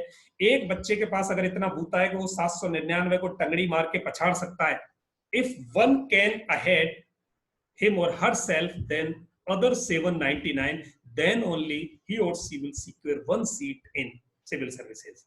अब इसमें भाग्य एक फैक्टर हो सकता है, पर सिर्फ भाग्य फैक्टर नहीं हो सकता, सिर्फ भाग्य फैक्टर नहीं हो सकता। आप में से 799 पछाड़ दिया आपने तो सीट आपकी, अगर उन्होंने आपसे ज्यादा मेहनत कर ली तो सीट उसकी, आप पीछे। सेम मेडिकल में पूरे 76,000 के करीब सीट है, 14 लाख बच्चे बैठते हैं। IIT, triple IT, NIT, GFTI में 36,000 सीट है, 14 लाख बच्चे बैठते हैं। अब रेशियो देखना, हाईवे कितने क्राउडेड है। लॉ में 3,000 सीट है, 21 नेशनल लॉ यूनिवर्सिटी है, 53 प्राइवेट इंस्टीट्यूट है, 50,000 बच्चे बैठते हैं। रेशियो देखो, सीए में 9,000 पास होते हैं, 80,000 एग्जाम देते हैं। पूरे देश के अगर मैं स्कूलों की बात करूं तो लाखों स्कूल हैं, और हर स्कूल में से एक एक बच्चा टॉपर होता है एक एक सेक्शन में। का मतलब है करीब 5 लाख बच्चे टॉपर निकल के आते हैं हर साल मेडिकल में और इंजीनियरिंग में, और सीट इतनी है नहीं। तो टॉपर्स के लिए सीट नहीं है, मीडियोकर्स तो कहां जाएंगे आप सोच सकते हो। और माँ बाप मीडियोकर्स वाले भी कोचिंग करा करा के बच्चों को हाईवे पे, क्राउडेड हाईवे पे धकेल रहे हैं। क्या होने वाला है उनके साथ? फैक्ट और रियलिटी ग्राउंड तो चेंज नहीं होंगे। अब जो बच्चे मीडियोकर हैं वो कितनी भी मेहनत कर लें, क्योंकि टॉपर भी मेहनत कर रहे हैं, उनसे सीटें नहीं छीन सकते। कोई छोटी सी परसेंटेज 2, 5, 10% की हो सकती है। तो आपको अवेयर करना है कि बच्चे की क्षमताएं क्या है, उसके हिसाब से करियर आगे लें। और वो क्षमताएं कैसे होती हैं, आइए इसको डिस्कस करते हैं। आपको करियर अवेयरनेस बढ़ानी है। अब क्षमताओं को कैसे डिसाइड करते हैं, ये आपके अपने लिए भी एक्सरसाइज है। ये एक्सरसाइज बहुत ब्यूटीफुल एक्सरसाइज है। आप खुद भी आज शाम को करना, जाके चाहो तो अभी भी कर सकते हो आप, कि राइट फिट वे कैसे तय किया जाए। एक तरीका इसका है कि आप अपना रीजन फॉर बीइंग ढूंढ लो, जिंदगी का मकसद, जिंदगी का उद्देश्य पता कर लो कि वो क्या है, तो शायद आपको अच्छा करियर मिल जाए। और जिंदगी का मकसद पता करने, 4 हाथ खड़े हुए हैं, प्लीज हाँ आप अपने हाथ को रोकना, मैं आपके जरूर जवाब दूंगा। आज हम सेशन को 3:30 बजे खत्म करने वाले हैं। अगर आप चाहें इसको 10 मिनट 20 मिनट और फालतू करना, मतलब 3:30 तक अगर चाहते हैं आप लोग, तो प्लीज यस लिख दें, अदरवाइज मैं यहां समराइज करूं इसको। In case you want to enjoy the information, बहुत ही अच्छी सी इंफॉर्मेशन है। अगर आप लोग चाहते हैं कि इसको 3:30 तक कंटिन्यू किया जाए, तो आप प्लीज यस लिखें। वेरी गुड, बहुत अच्छा, बहुत बढ़िया, बहुत ही अच्छे। तो आइए अब हम चलते हैं। चलो, आपकी परमिशन मुझे मिली, रियली आई एम हैप्पी। अब हम इसे आराम से 3:30 तक करेंगे।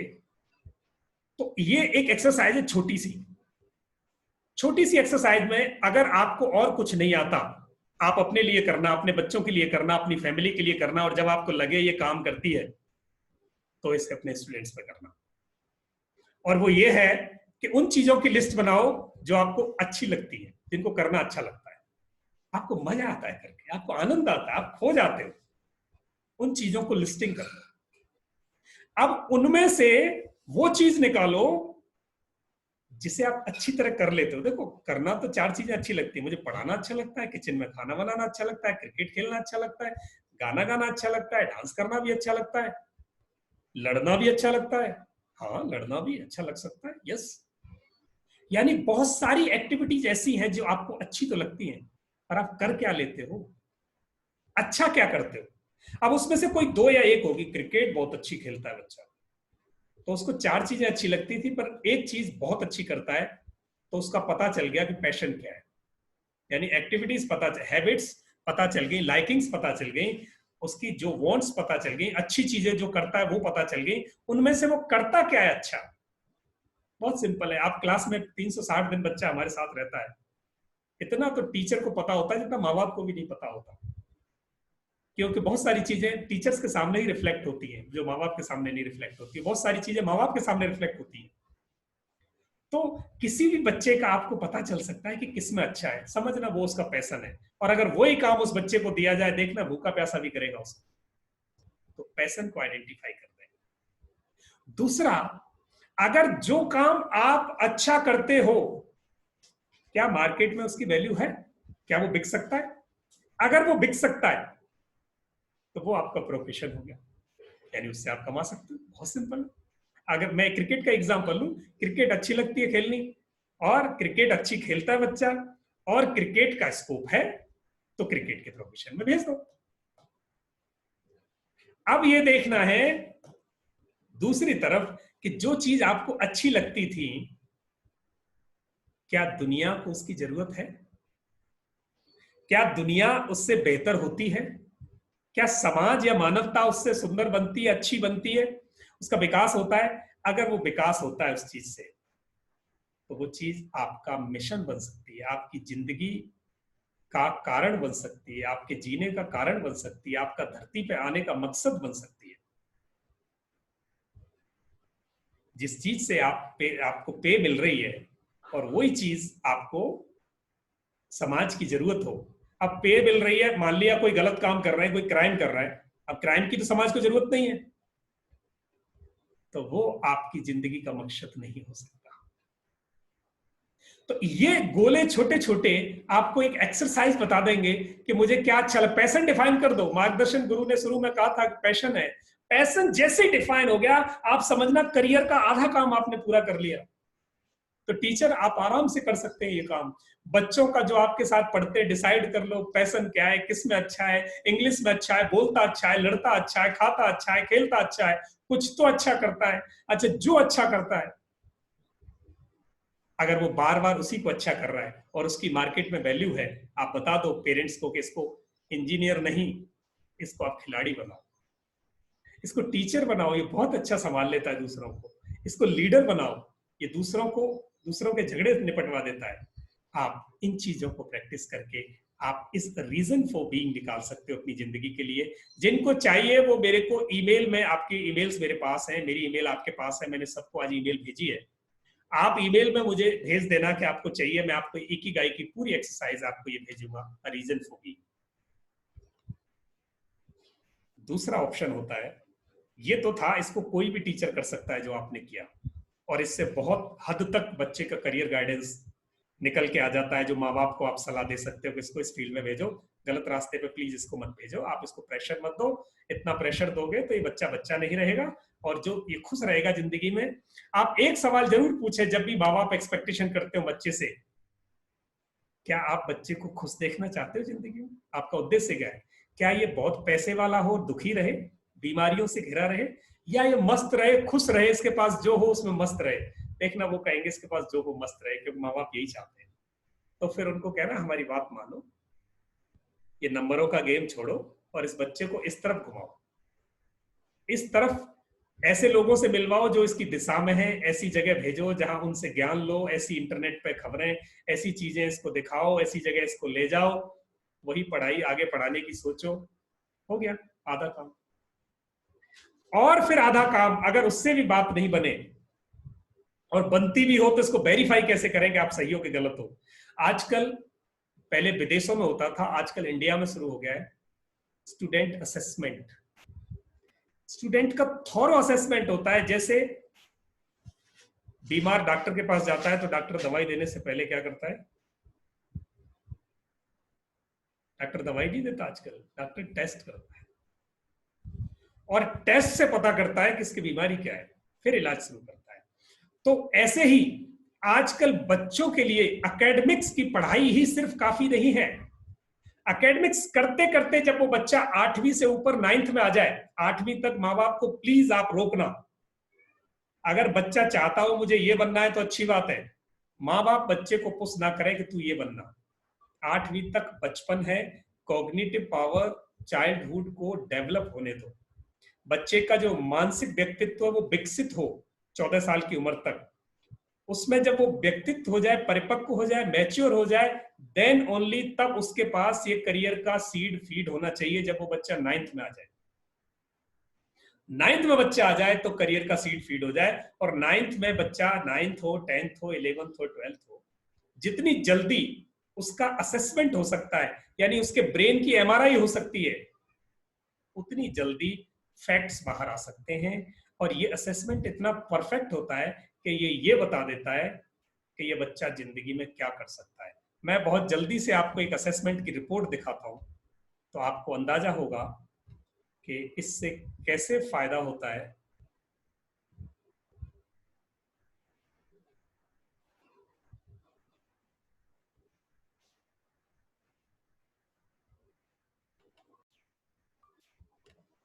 ये स्क्रीन आपको दिखाई दे रहा है? अगर स्क्रीन दिखाई दे रहा है तो प्लीज मुझे यस लिख दें।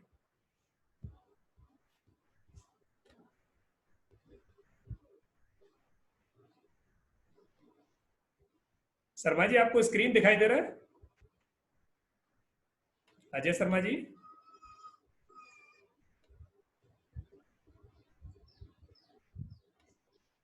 अगर आपको स्क्रीन दिखाई दे रहा है तो प्लीज मुझे यस लिखें।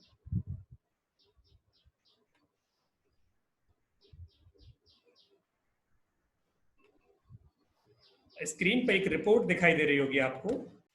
ये रिपोर्ट है एक बच्चे की, आप देखना। इस रिपोर्ट में हमने इसका असेसमेंट किया, इस बच्चे से ये पता लगाया कि ये बच्चा मैथमेटिक्स में बहुत स्ट्रांग है, इसका रीजनिंग पावर बहुत स्ट्रांग है, और रीजनिंग पावर, ये रिपोर्ट आपको दिखाई दे रही है, मुझे लगता है दिखाई दे रही है। इसकी पर्सनैलिटी में कौन कौन से कंपोनेंट स्ट्रांग हैं, यानी ये बच्चा जब पैदा हुआ था तो क्या चीजें अच्छी लेके पैदा हुआ, फिर जिस परिवार में पैदा हुआ तो क्या चीज इसके पास अच्छी आई, कौन से इंटरेस्ट, इसमें रुचि कहाँ डेवलप हुई, इसकी रुचि कन्वेंशनल है, ये बच्चा क्लेरिकल की तरफ जाएगा, कॉमर्स की तरफ जाएगा, बैंक की तरफ जाएगा, ये मैं देख के बता सकता हूँ। ये बच्चा मेहनत कम करता है, ये बच्चा लीडरशिप नहीं कर सकता, ये बच्चा इन्वेस्टिगेट नहीं कर सकता, ये बच्चा सिर्फ जो पुराने काम चले आ रहे हैं उसी को करेगा। तो देखना, ये रिपोर्ट ने बहुत इजीली बता दिया। ये देखो, ये फाइनेंस, अकाउंट्स और बैंकिंग में जा सकता है। गवर्नमेंट और डिफेंस में जा सकता है जहां रूल बनाने नहीं, रूल फॉलो करने हैं बस। लीगल स्टडीज में जा सकता है जहां रूल बनाने नहीं, रूल फॉलो करने हैं। तो ये ऐसे ये रिपोर्ट बता देती है कि ये बच्चा किस फील्ड में सक्सेस होगा, किस फील्ड में ज्यादा अच्छा करेगा। तो यहाँ इस बच्चे के जो व्यक्तित्व के ऊपर और उसकी एबिलिटीज के ऊपर, उसके इंटरेस्ट के ऊपर ये हमने पता लगा दिया कि बच्चा फाइनेंस, अकाउंट्स और बैंकिंग में या गवर्नमेंट ऑफिस में या लीगल लॉ में ये बच्चा सक्सेस हो सकता है। कितना सिंपली ये तरीका है बच्चे का पता करने का कि ये बच्चा कहाँ सक्सेस हो सकता है। और एक बार ये असेसमेंट आपको ये निकाल के दे दे तो आप समझें कि आपका आधा काम पूरा हो गया। उसके बाद अभी आपको ये स्क्रीन दिखाई दे रही है? यस, हाँ, तो ये स्क्रीन दिखाई दे रही है। अब इस असेसमेंट में होता क्या है, देखिए ये एक्सपर्ट असेसमेंट है। इससे पहले जो रीजन फॉर बीइंग था वो आप बड़े आसानी से कर सकते हो, कोई भी टीचर उसे आसानी से कर सकता है। पर ये जो एक्सपर्ट असेसमेंट है, इसे एक्सपर्ट कर सकते हैं या टीचर इसकी ट्रेनिंग लेके कर सकते हैं, या स्कूल टीचर्स को ट्रेनिंग दिला दे। तो इसका 2 दिन का सेशन होता है, अगर टीचर्स इसको 2 दिन में सीख लें। ऑफलाइन सेशन इसका जनरली होता है, ऑनलाइन भी हो सकता है, आजकल हम ऑनलाइन कर रहे हैं। तो टीचर सीख जाते हैं कि ये असेसमेंट कैसे किया जाए। और वो असेसमेंट बड़ी बड़ी कंपनियां हैं जिन्होंने ये प्रोविजंस बना रखे हैं अपने, वहां से असेसमेंट की फैसिलिटी लेनी पड़ती है, सॉफ्टवेयर लेना पड़ता है। तो उसमें 3 चीजें चेक होती है। एप्टीट्यूड यानी बच्चा अच्छा क्या करता है या आप खुद अच्छा क्या करते हो। इंटरेस्ट यानी आपको क्या पसंद है करना। और तीसरा पर्सनैलिटी, आप में क्या अच्छा है, यानी आपकी पर्सनैलिटी कैसी डेवलप हुई है कि आप बोलना अच्छा पसंद है, आपको बोलना कम पसंद है, आपको अपनी बात दूसरों से कहना पसंद है, भीड़ भाड़ पसंद है, लोगों को डायरेक्ट करना पसंद है या लोगों से इन्फ्लुएंस होना पसंद है। आपकी पर्सनैलिटी कैसी है। तो 5 एबिलिटी चेक की जाती हैं, जो HCH फॉर्मूला होता है, CHC फॉर्मूला, और कैरन हॉर्न कैटेल फॉर्मूला होता है एक साइकोलॉजी का। फिर बिग 5 फैक्टर फॉर्मूला होता है पर्सनैलिटी 5 तरह की निकालने के लिए। फिर हॉलैंड फॉर्मूला होता है आपके इंटरेस्ट को डिफाइन करने के लिए। जब ये तीनों को एक साथ रख के असेसमेंट करते हैं तो रिजल्ट ऐसे आता है कि आपका एप्टीट्यूड, अगर न्यूमेरिकल एप्टीट्यूड अच्छा है तो बच्चा IT में, मैथ्स में अच्छा हो सकता है, फाइनेंस में अच्छा हो सकता है। वर्बल अगर अच्छा निकल के आता है बच्चा तो journalist, anchor, teacher, writer, author, politician, क्योंकि टीचर को ज्यादा बोलना पड़ता है। तो ये टेस्ट करना चाहिए बच्चा बोलने में खुश है कि नहीं। आप में से, हम में से बहुत सारे टीचर ऐसे हैं जिनको बहुत ज्यादा बोलना पसंद नहीं है, पढ़ाना पसंद नहीं, फिर भी टीचर हैं, तो वो कहीं ना कहीं अपना और बच्चों का नुकसान कर रहे हैं। मैकेनिकल एप्टीट्यूड अच्छा है तो आप इंजीनियरिंग की तरफ बढ़ेंगे। रीजनिंग अच्छी है तो lawyer, software engineer, scientist, finance, sales, entrepreneur बन सकता है बच्चा। स्पेशल अच्छा है तो designer, architect, film director, specialist, pilot, animation में जा सकता है। ये एप्टीट्यूड है। तो पर्सनैलिटी का, उसका नेचर कैसा है, पर्सनैलिटी कैसी है। पर्सनैलिटी में वो प्रैक्टिकल है तो फाइनेंस में जा सकता है, और इमेजिनेटिव है तो film maker, actor, poet, writer, scientist बन सकता है। अगर इंटरपर्सनल में वो इंट्रोवर्ट है, जिसको बोलना अच्छा नहीं है, तो राइटर बने, रिसर्चर बने, पेंटर बने, आर्टिस्ट बने, अकाउंटेंट बने। और सोशली एक्सट्रोवर्ट है, जहां खूब बात करना अच्छा लगता है, टीचर बने, मार्केटिंग सेल्स में जाए, पॉलिटिशियन बने, पब्लिक रिलेशंस में जाए, मैनेजर बने, या फिर वो जर्नलिज्म में जाए जहां बोलना ही बोलना पड़ता है। इमोशनल ओरिएंटेशन अगर स्ट्रांग है तो डॉक्टर बनेगा, भले कितना ही बड़ा एक्सीडेंट आ जाए उस एक्सीडेंट को ऑपरेट कर देगा। अगर इमोशनली वो स्ट्रांग नहीं है तो वो हिल जाएगा। बहुत बड़ी फायर लग गई, फायर फाइटर को बहुत स्ट्रांग होना चाहिए, रिजाइलेंट होना चाहिए इमोशनल ओरिएंटेशन में, तो ही वो वहां डिफेंस में, फौज में, बॉर्डर पर मरने के लिए, आर्मी में जाने के लिए इमोशनली स्ट्रांग होना चाहिए बच्चे को, तो उसे फौज में भेजो। अगर वो इमोशनली स्ट्रांग नहीं है तो उसे नहीं भेजना, उसके लिए अलग करियर है। एटीट्यूडनल ओरिएंटेशन में टफ एंड कॉम्पिटिटिव है बच्चा, यानी जिद्दी है बच्चा तो sales, marketing, finance, business professional बन सकता है। और जनरस है यानी कोऑपरेटिव है दूसरा का, तो टीचर बने, काउंसलर बने, सोशल वर्कर बने, डॉक्टर बने। और उसकी कर्तव्य विमुक्ता यानी कॉन्साइंसियसनेस ओरिएंटेशन कैसा है, इससे भी उसके करियर पे बहुत फर्क पड़ता है। यानी वो लीडर तब बन सकता है, मैनेजर तब बन सकता है, प्रिंसिपल जब बन सकता है जब उसकी कॉन्साइंसियसनेस स्ट्रांग हो। अब इंटरेस्ट की बात करें तो वो बच्चा रियलिस्टिक है तो वो अपने हाथ से काम करना पसंद करता होगा, तो engineer, architect, pilot, military officer, forecaster बने। अगर वो इन्वेस्टिगेटिव है तो वो लॉयर बने, रिसर्च एनालिस्ट बने, साइकोलॉजिस्ट बने, फिजिशियन सर्जन बने, सॉफ्टवेयर इंजीनियर बने जहां पे सॉफ्टवेयर डिजाइन करना हो, या क्राइम इन्वेस्टिगेशन में जाए, पुलिस में जाए। आर्टिस्टिक है तो आर्टिस्ट बने, singer, musician, actor, interior decorator, writer, reporter, interior decorator, ये सारे काम उसके लिए है। और अगर वो बच्चा सोशल है तो लोगों की, समाज की सेवा करना उसे अच्छा लगेगा तो उन्हीं कामों में भेजो। सोशल वर्क में, टीचर में, नर्स में, थेरेपिस्ट में, ये सब सोसाइटी के काम करने के करियर है। और अगर बच्चा वो जिम्मेदार है, एंटरप्राइजिंग है, लीडरशिप क्वालिटी है, दूसरों को समझा लेता है, दूसरे उसकी बात मान लेते हैं, तो वो मैनेजर बन सकता है, सेल्स पर्सन बन सकता है, मार्केट एनालिस्ट बन सकता है, एंटरप्रेन्योर बन सकता है।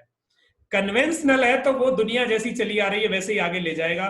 बैंक ज्वाइन कर ले जहां उसे अपना कुछ नहीं करना, जो नियम बैंक के उन्हीं को फॉलो करेगा। वो सरकारी नौकरी कर ले जिसको वहां खुद कुछ नहीं करना, जो नियम ऊपर से चले आ रहे हैं उनको फॉलो कर ले। ये तीन चीजें अगर पता चल जाएं तो बच्चे को इन्फॉर्म्ड करियर ऑप्शंस मिल सकते हैं। इन्फॉर्म्ड करियर ऑप्शंस का मतलब है करियर बनाने से पहले वो धरातल मिल जाए, वो ग्राउंड्स मिल जाए, वो धरती मिल जाए, वो ऑप्शंस मिल जाए जिनमें वो बच्चा सफल हो सकता है, सुखी रह सकता है, शांत रह सकता है, मस्त रह सकता है, आनंदित रह सकता है। फिर भले ही पैसे कम मिले या ज्यादा, पर अगर आप मस्त, आनंदित, शांत, सुखी रहोगे तो ऐसा हो ही नहीं सकता कि पैसे ना आए। पैसा बाई प्रोडक्ट होता है। यानी करियर की जरूरत होती है खुशी, सुख, समृद्धि, शांति। पैसा बाई प्रोडक्ट होता है। अगर ये चीज है तो आपके पास पैसा आएगा ही आएगा, और अगर ये चीज नहीं है तो पैसा आके भी आप दुखी रहेंगे। अगर ये तीन चीजें डिफाइन हो गई दोस्तों तो बहुत इजी हो जाता है कि बच्चा 12th के बाद कौन सा कोर्स करे, कौन से कॉलेज ले, ये डिफाइन करना बड़ा आसान हो जाता है आपको। और 10वीं के बाद ये पता चल जाता है कि न्यूमेरिकल हाई है तो ये मैथ्स ले ले, और मैकेनिकल भी हाई है तो फिजिक्स, केमिस्ट्री, मैथ्स ले ले, और अगर मैकेनिकल लो है, मैथ्स, न्यूमेरिकल हाई है तो कॉमर्स ले ले। बहुत सिंपल है। और अगर ये दोनों लो हैं और उसका रीजनिंग हाई है तो आर्ट्स ले ले, वर्बल हाई है तो आर्ट्स ले ले और लैंग्वेज को, लिटरेचर को पढ़ के आगे चला जाए। स्पेशल अगर उसका हाई है तो वो बच्चा आर्ट में चला जाए, डिजाइन में चला जाए, खेलों में चला जाए, क्रिएशन में चला जाए। इस प्रकार साइंस, कॉमर्स में कौन कौन से फील्ड अच्छे हैं, साइंस में कौन कौन से फील्ड अच्छे हैं, ये सारे टीचर्स को नहीं पता होते। तो जितने भी टीचर्स 9, 10, 11, 12 पढ़ाते हैं उनके लिए तो बहुत जरूरी है कि वो जाने कौन से करियर डिमांडिंग है। और जिनके बच्चे अभी उस लेवल पे पहुंच गए पर वो छोटी क्लास पढ़ाते हैं, उनको अपने बच्चों के लिए जरूरी है कि आज साइंस में कौन सी चीज डिमांडिंग है, कौन कौन सी इंजीनियरिंग डिमांड है, एआई डिमांडिंग है, एमएल डिमांडिंग है, big data, data analysis, data science, ethical hacking, robotics, aerospace, food agri, environmental research, biochemistry, biomedical, sports medicine, ये इंजीनियरिंग के डिमांडिंग कोर्स हैं। आर्किटेक्चर बहुत डिमांडिंग है। मेडिकल में आजकल, पैरामेडिकल में बीएएमएस, बीयूएमएस, बीएचएमएस, बीडीएससी भी उतनी ही डिमांडिंग है जितनी एमबीबीएस है।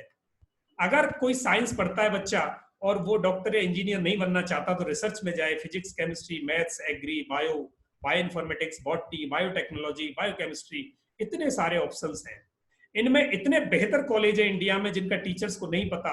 अगर वो आईआईएससी, नाइजर, आइजर, सेंट्रल यूनिवर्सिटी, इनके बारे में पता कर लें, उनको ज्ञान हो जाए, तो वो उन बच्चों को रास्ता दे सकते हैं जो साइंस में अच्छे हैं पर डॉक्टर और इंजीनियर या तो बनना नहीं चाहते या बन नहीं पाए, तो वो डॉक्टर और इंजीनियर से भी बेहतर करियर पा सकते हैं अगर वो इन इंस्टीट्यूट्स में होने वाले कोर्सेज के बारे में जानकारी समय से उनको मिल जाए। तो हम टीचर्स का ये उद्देश्य बनता है कि उन बच्चों को हम गाइडेंस दें। कॉमर्स में कौन कौन से फील्ड अच्छे हैं? CA, CS, CMA, actuary, CFA, accounting, auditing. मैं इनको जल्दी बता रहा हूं क्योंकि मेरे पास समय कम है। जिनको ये डिटेल चाहिए आप मेरे से संपर्क करना। और अगर स्कूल चाहते हैं कि ये सारी ट्रेनिंग आपको हो तो 2 दिन का सेशन लगवाओ टीचर्स के लिए, ऑफलाइन या ऑनलाइन, ताकि आपके टीचर्स को वो ज्ञान मिले, ताकि आपके स्कूल में पढ़ने वाले बच्चों को और उन पेरेंट्स को सही टाइम पे सही ज्ञान मिल सके और उनकी जिंदगी सफल हो, आपके स्कूल का नाम हो, आपको शांति मिले। इस प्रकार इतने सारे करियर हैं। और कई बार बच्चे 11th 12th में गलत सब्जेक्ट ले जाते हैं और उन्हें मजा नहीं आता। 12th के बाद वो सब्जेक्ट चेंज कर सकते हैं। ऐसे बहुत सारे न्यूट्रल करियर हैं जैसे hotel management, economics, liberal arts, design, law, media, teaching, defence, civil services, इनमें किसी भी स्ट्रीम का बच्चा आगे अपना करियर बना सकता है। इस प्रकार आज की ये सभा वार्ता यहाँ संपन्न होती है। मैं चाहूंगा कि अब आप एक एक करके मुझसे अपने क्वेश्चंस पूछ सकते हैं। तो जिन्होंने क्वेश्चंस के लिए हाथ खड़ा किया, मैं सांख्यम कामानी जी को सबसे पहले अनम्यूट करता हूं।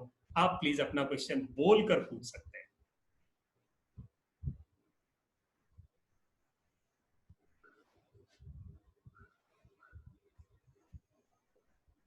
सांख्यम कमानी जी, आपको मैंने अनम्यूट किया है, आप बोल के क्वेश्चन पूछ सकते हैं। अगर आप नहीं है तो मैंने नेहा सिंह जी को अनम्यूट किया है, अब वो आप अपना क्वेश्चन पूछ सकते हैं। आपने अपना हाथ खड़ा किया है। Is it possible that we can any method by which we can convince the parents? Because convincing the kids is very easy job, but convincing the parents is very tough job. You are absolutely right. So the answer is, ma'am, convincing parent is so easy in case you try to explore their inside.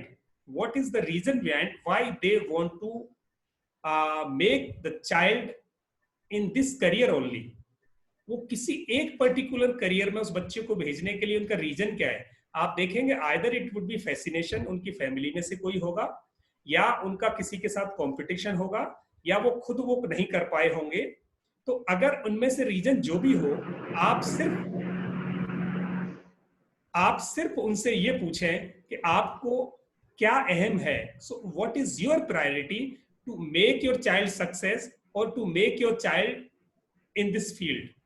तो पहले वो identify, अगर आप identify करके दे दोगे कि ये बच्चा इन दो चीज में अच्छा है, इसका पैशन ये है, so you try to put this child in this career only, that is my expert recommendation. आप जैसे ही एक्सपर्ट रिकमेंडेशन दोगे और बार बार दोगे, हर बार जब पीटीएम में आए तो आप वही बात करोगे, एक दिन देखना बच्चा भी अपने घर में अपनी बात कहना शुरू कर देगा। आप तो कह ही रहे हो, वो पेरेंट्स कन्विंस होना शुरू कर देंगे, क्योंकि पेरेंट्स भी टीचर की बात को तवज्जो देते हैं। आपसे ये सेशन इसलिए हो रहा है कि टीचर की बात को घर में तवज्जो दी जाती है। तो आप अगर उसको फ्रिक्वेंटली ये बात कहेंगे तो टीचर जरूर कन्विंस होंगे, या उनसे नहीं हो तो आप उन्हें पूछे मुझे ग्राउंड्स बता दो, मैं आपको रियलिटी फैक्ट ग्राउंड बता रही हूँ कि इस बच्चे में ये अच्छाइयां हैं, आप मुझे बताओ उसमें क्यों भेजना चाहते हो। सिर्फ पैसा कमाते हुए बच्चे सुसाइड करते हैं, उनको सेटिस्फेक्शन नहीं मिलता। जैसे ये शब्द आप यूज कर दोगे ना बच्चे की एब्सेंस में, प्लीज बच्चे की प्रेजेंस में सुसाइड वर्ड कभी यूज मत करना, बच्चे को पता चल जाता है कैसा क्या होता है। तो क्या आप चाहते हो कि बच्चा आगे जाके दुखी रहे? कोई पेरेंट्स नहीं कहेगा, कहते मैं आपको वेट करती हूँ कि बच्चा बहुत अच्छा करेगा, आप इसको इस फील्ड में भेजो। तो देखना आप 2 बार 3 बार 1 बार कहोगे, वो पेरेंट्स मान जाएंगे। मैं समझता हूं आपकी बात का मैंने आंसर दिया। नेक्स्ट क्वेश्चन आप पूछ सकते हैं 353C47FF।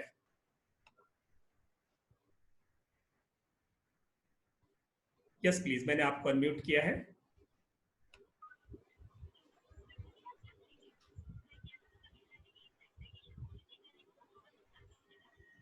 आप पूछ सकते हैं।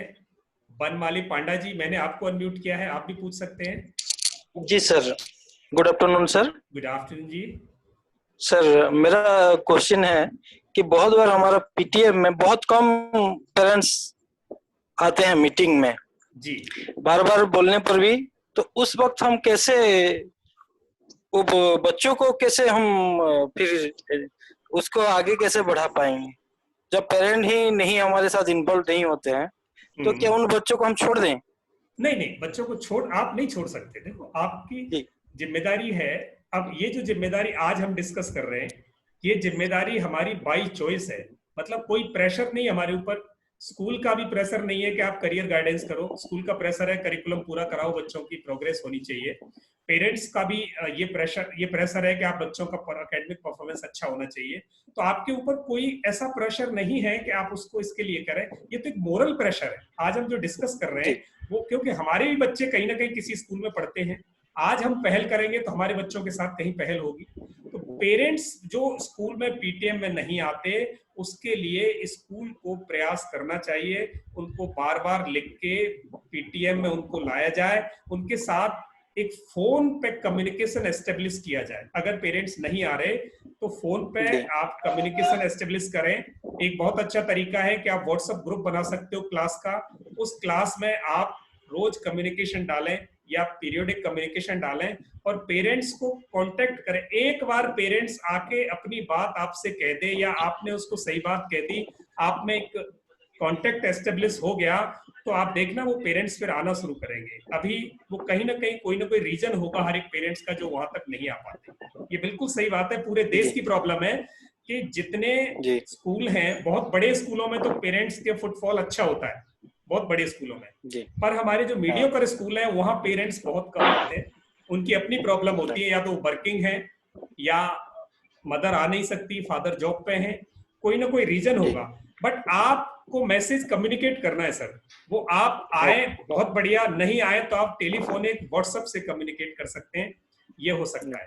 मेरे हिसाब से मैं आपका जवाब दे पाया। नेहा सिंह जी, आपने, हाँ मैम, आपने कहा आई एम नॉट कन्विंस, आप मुझे थोड़ा और इलेबोरेट करो। I would try to answer it again.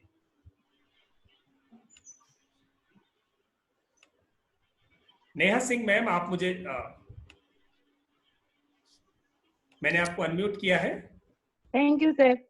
Sir many a time, बहुत बार ऐसा होता है कि हम पेरेंट्स को जब कन्विंस कर रहे होते हैं किसी चीज के लिए, और हम अपनी तरफ से ये जो डेटा स्टैटिस्टिक है, we know this all thing, in fact most of the parents also knows, but we are in contact with few times. वो जिस सोसाइटी में रहते हैं, मेरा बच्चा ये कर रहा है, मेरे, they are not ready to accept the fact of their kid. Yes, अच्छा, how good we can deal now your question. मैं आप किस कॉन्टेक्स्ट में, एकेडमिक कॉन्टेक्स्ट में बात कर रहे हैं या आप करियर कॉन्टेक्स्ट में बात कर रहे हैं? It's about everything, because everyone cannot be something extraordinary achiever or something. very good. तो मैं जो प्रैक्टिस करता हूँ या रिकमेंड करता हूँ मैं, वो ये है कि जो पेरेंट्स जहां भी थोड़ा सा मतलब कंफर्टेबल नहीं है, पेरेंट्स और टीचर में कम्युनिकेशन नहीं है, पेरेंट्स के एक्सपेक्टेशंस हाई हैं, उनको हैंडल करना इशू है टीचर्स के लिए, उनके लिए आप पेरेंट्स को बोलो, आप शाम को इस बच्चे के साथ कितनी देर बैठते हैं मुझे बताओ। आप बच्चे के साथ रोज आधा घंटा अगर बैठ के आप जो मैं काम यहाँ से देती हूँ, जो मैं बताती हूँ, वो आप करवाते हो, तो मुझे डायरी में, आप एक डायरी घर पे रख लो, उसमें आप पेरेंट्स और बच्चा दोनों साइन करें कि आज आधा घंटा क्वालिटी टाइम हमने साथ बिताया, जिसमें बहुत सारी बातें डिस्कस की, जो टीचर ने कही थी वो डिस्कस की। ये बात फिर उस डायरी को आप पीटीएम में मंगाओ पेरेंट्स से, क्या वो डायरी लेके आओ। मैंने लास्ट मंथ आपको कहा था कि आपको इस बच्चे में ये चेंज लाने के लिए ये आपको अपनी तरफ से करना पड़ेगा, मैं यहाँ से कर रही हूँ, आप घर से करोगे, उसका प्रूफ आप मेरे को दोगे। आप देखना, मैं गारंटी करता हूँ पेरेंट्स लाते ही नहीं है। जैसे ही उनकी बारी आ जाती है ना काम करने की, वो या तो ब्लेम नहीं करेंगे आपको और या फिर वो काम नहीं करेंगे। मेरे हिसाब से मैं आपको ये सॉल्यूशन आप एक बार ट्राई करके देखें, मैंने बहुत ट्राई किया है एंड इट वर्क वेल। मेरे हिसाब से अब आपको आंसर मिल पाया। पेरेंट्स को जहां ढीला छोड़ दोगे ना आप, वो उनको ये लग गया कि भाई हमने फीस दी है तो ये इनकी जिम्मेदारी है टीचर्स की, वहीं वो आपको चैलेंज बन जाएंगे। जैसे ही जिम्मेदारी को मोड़ के आप उनकी तरफ कर दोगे, आपको चैलेंज नहीं बनेंगे, अब वो आपसे बचेंगे। देखना, अगर आपने जिम्मेदारी उनको पार्टिसिपेट किया, स्टेक होल्डिंग बढ़ा दी तो उन्हें। मुझे उम्मीद है मैं आपका क्वेश्चन का जवाब दे पाया। किसी और की अगर ओपिनियन हो इस रूम में, मेरे इस क्वेश्चन से रिलेटेड कोई और इत्तेफाक रखता हो तो आप बता सकते हैं please. Next question, Neha ma'am, if it is okay with you, आप ओके लिख सकते हैं, नहीं तो आप मुझे फिर से पूछ सकते हैं मैम। मैंने अनम्यूट किया। नीचे एक और क्वेश्चन था, प्लीज आप क्वेश्चन पूछ सकते हैं।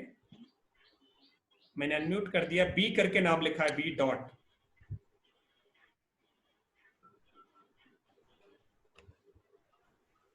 बनमली पांडा जी, आपका हो गया? जी जी। हाँ, और कोई क्वेश्चन अगर है तो प्लीज पूछें। यस, मार्गदर्शन गुरु, आप क्वेश्चन पूछें। मैं आपको अनम्यूट करता हूँ, ठहरिए, आपने हैंड रेज तो नहीं किया? Yes please. नमस्कारम सर। नमस्कारम, नमस्कारम। मेरा क्वेश्चन ये है, अनम्यूट कर दिया मुझे Yes, सर साइड में प्लीज अनम्यूट करना, आवाज आ रही है किसी की सर। जिनका भी माइक ओपन है प्लीज आप बंद कर लेंगे तो लोगों को इनकन्वीनियंस नहीं होगी। जी सर मेरे दो क्वेश्चन है। पहला क्वेश्चन ये कि कैरियर की जो अवेयरनेस है वो केवल डेटा देख के नहीं मालूम चलती, तो ये अवेयरनेस पहली बार टीचरों में कैसे हो? यस, ये पहली चीज मैं अपने बारे में जस्ट बताऊं, मैं स्कूल ड्रॉप आउट, मैं खुद की कंपनी चलाता हूँ। मैंने बहुत चीज एसेस की है कि टीचर्स में कैरियर अवेयरनेस नहीं होती, उनका डेटा अवेयरनेस होती है। तो टीचर्स में कैसे कैरियर अवेयरनेस बढ़ाई जाए? दूसरा क्वेश्चन है कि आने वाले 10 साल के बाद रोबोटिक्स और ऑटोमेशन के आने से आधे से ज्यादा जॉब अभी हम समझते जो है वो ऑटोमेटिकली गायब हो जाएंगे। Absolutely right. तो क्या उस चीज के लिए बच्चों को अभी से तैयार करना बहुत जरूरी है? क्योंकि आज मैं कहूँ कि मेरी बेटी इंजीनियर बनेगी, तो मैं खुद नहीं पता कि आने वाले टाइम में वो इंजीनियरिंग फील्ड रहेगी कि नहीं रहेगी, और रहेगी तो किस हद तक रहेगी। बिल्कुल ठीक बात है। क्या हो रहा है कि बहुत सारे जो लॉयर्स हैं वो बेसिक काम सारा ऑटोमेशन निकाल रहा है पूरा का पूरा। हाँ बिल्कुल ठीक बात है। हम बच्चों को बताएं, क्योंकि मैंने एक बहुत पहले से थोड़े दिनों पहले एक सेशन सुना था, जो एक बहुत स्पीकर बोल रहा था कि आप बच्चों से ये मत पूछो कि आप क्या बनना चाहते हो, कितनी क्रिएटिविटी है और इनोवेशन वही आगे आपका फ्यूचर डिसाइड करेगी।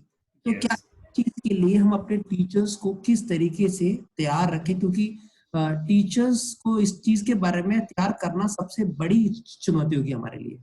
बहुत बढ़िया, आपने बहुत अच्छा क्वेश्चन पूछा है। तो मैं आपके इस क्वेश्चन का जवाब ये देता हूँ कि जब भी हम करियर गाइडेंस की अवेयरनेस की बात करते हैं या करियर गाइडेंस की बात करते हैं, वहां हम स्पेसिफिक करियर से पहले करियर पाथवे की बात करते हैं, यानी वो रास्ता क्या होगा। यानी इंजीनियरिंग रहेगी, इंजीनियरिंग का स्वरूप बदल जाएगा, उसका फॉर्म चेंज हो सकता है, बट इंजीनियरिंग रहेगी। यानी इंजीनियरिंग में कुछ चीजें ऑब्सोलेट हो सकती हैं, कुछ नई चीजें जुड़ जाएंगी, बट इंजीनियरिंग का फील्ड रहेगा, मेडिकल का फील्ड रहेगा, इनोवेशंस होंगी। तो हम ये ना कहें कि डॉक्टर बन या मैकेनिकल इंजीनियर बनना है आपको या डॉक्टर बनना है, आप उसे फील्ड सजेस्ट करो। अभी फील्ड सजेस्ट करने से पाथवे पे जाएगा बच्चा, क्योंकि बच्चा उसी लायक है। अगर आपने जज कर लिया या टीचर को पता चल गया कि ये इस बच्चे में काबिलियत है, ये सोचता बहुत अच्छा है, ये मशीनों को बहुत अच्छी तरह देखता है, छोटी मोटी टूल्स को, टॉयज को तोड़ता मरोड़ता है, हर चीज को तोड़ लेता है, उसको देखता है अंदर से, तो आप देखो उसमें वो इंजीनियरिंग एबिलिटी तो अभी भी है, वो जाएगा उस फील्ड में। हाँ, आगे जाने के बाद आज 36 तरह की इंजीनियरिंग है, वो हो सकता है 30 की रह जाए, हो सकता है वो 42 की हो जाए। इनके बारे में टीचर के पास ये अवेयरनेस बहुत जरूरी है होना, कि टीचर को ये पता हो कि पॉपुलर करियर्स के अलावा कौन कौन से करियर्स अवेलेबल हैं। मेरा ये सबमिशन है स्कूलों से कि वो टीचर्स के लिए ऐसे वर्कशॉप्स, ऐसे सेशंस कंडक्ट करवाएं जिनमें उनकी अवेयरनेस बढ़े। देखिए, टीचर अपने जिस काम में बिजी हैं, उस काम में टीचर को चाहिए कि वो ब्लेंडिंग करे इन चीजों की जो दुनिया में चल रहा है, जो एकेडमिक्स के बाहर हो रहा है वो चाहिए, पर सारे टीचर वो नहीं कर पाते। तो स्कूल को चाहिए कि वो ऐसे कुछ सेशंस कंडक्ट करवाएं जहां पर उन टीचर्स को ये पता चले। अब मैं एक बात करूं कि लिबरल आर्ट्स टीचर्स को पता ही नहीं होगा। मेजोरिटी में टीचर्स को, जहां जहां हम स्कूल्स में ट्रेनिंग दी है, मेजोरिटी में टीचर्स को नहीं पता लिबरल आर्ट्स क्या होता है। लिबरल आर्ट्स के बारे में आज 38 लाख फीस है, आर्ट्स का सब्जेक्ट है।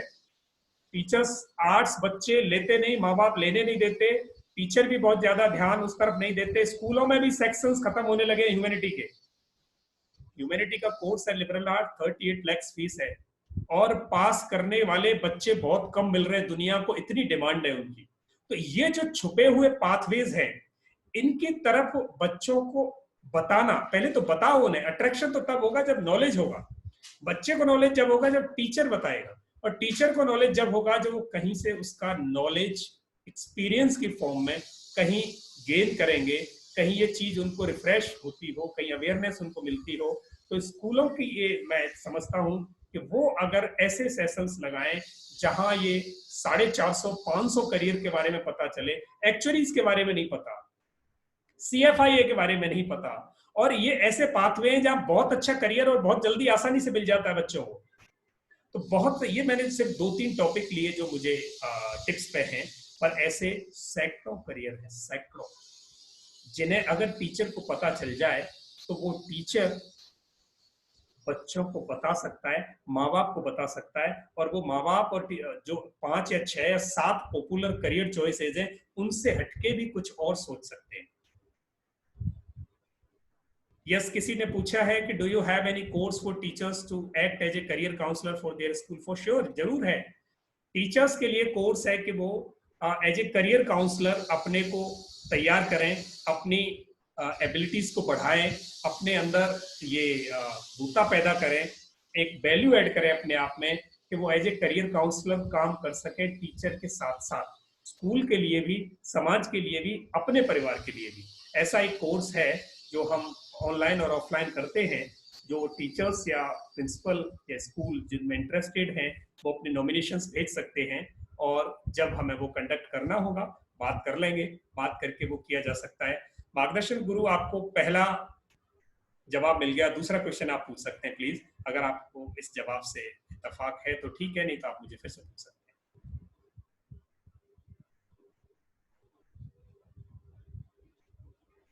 और कोई क्वेश्चन? आपने बहुत सुंदर सेशन लिया।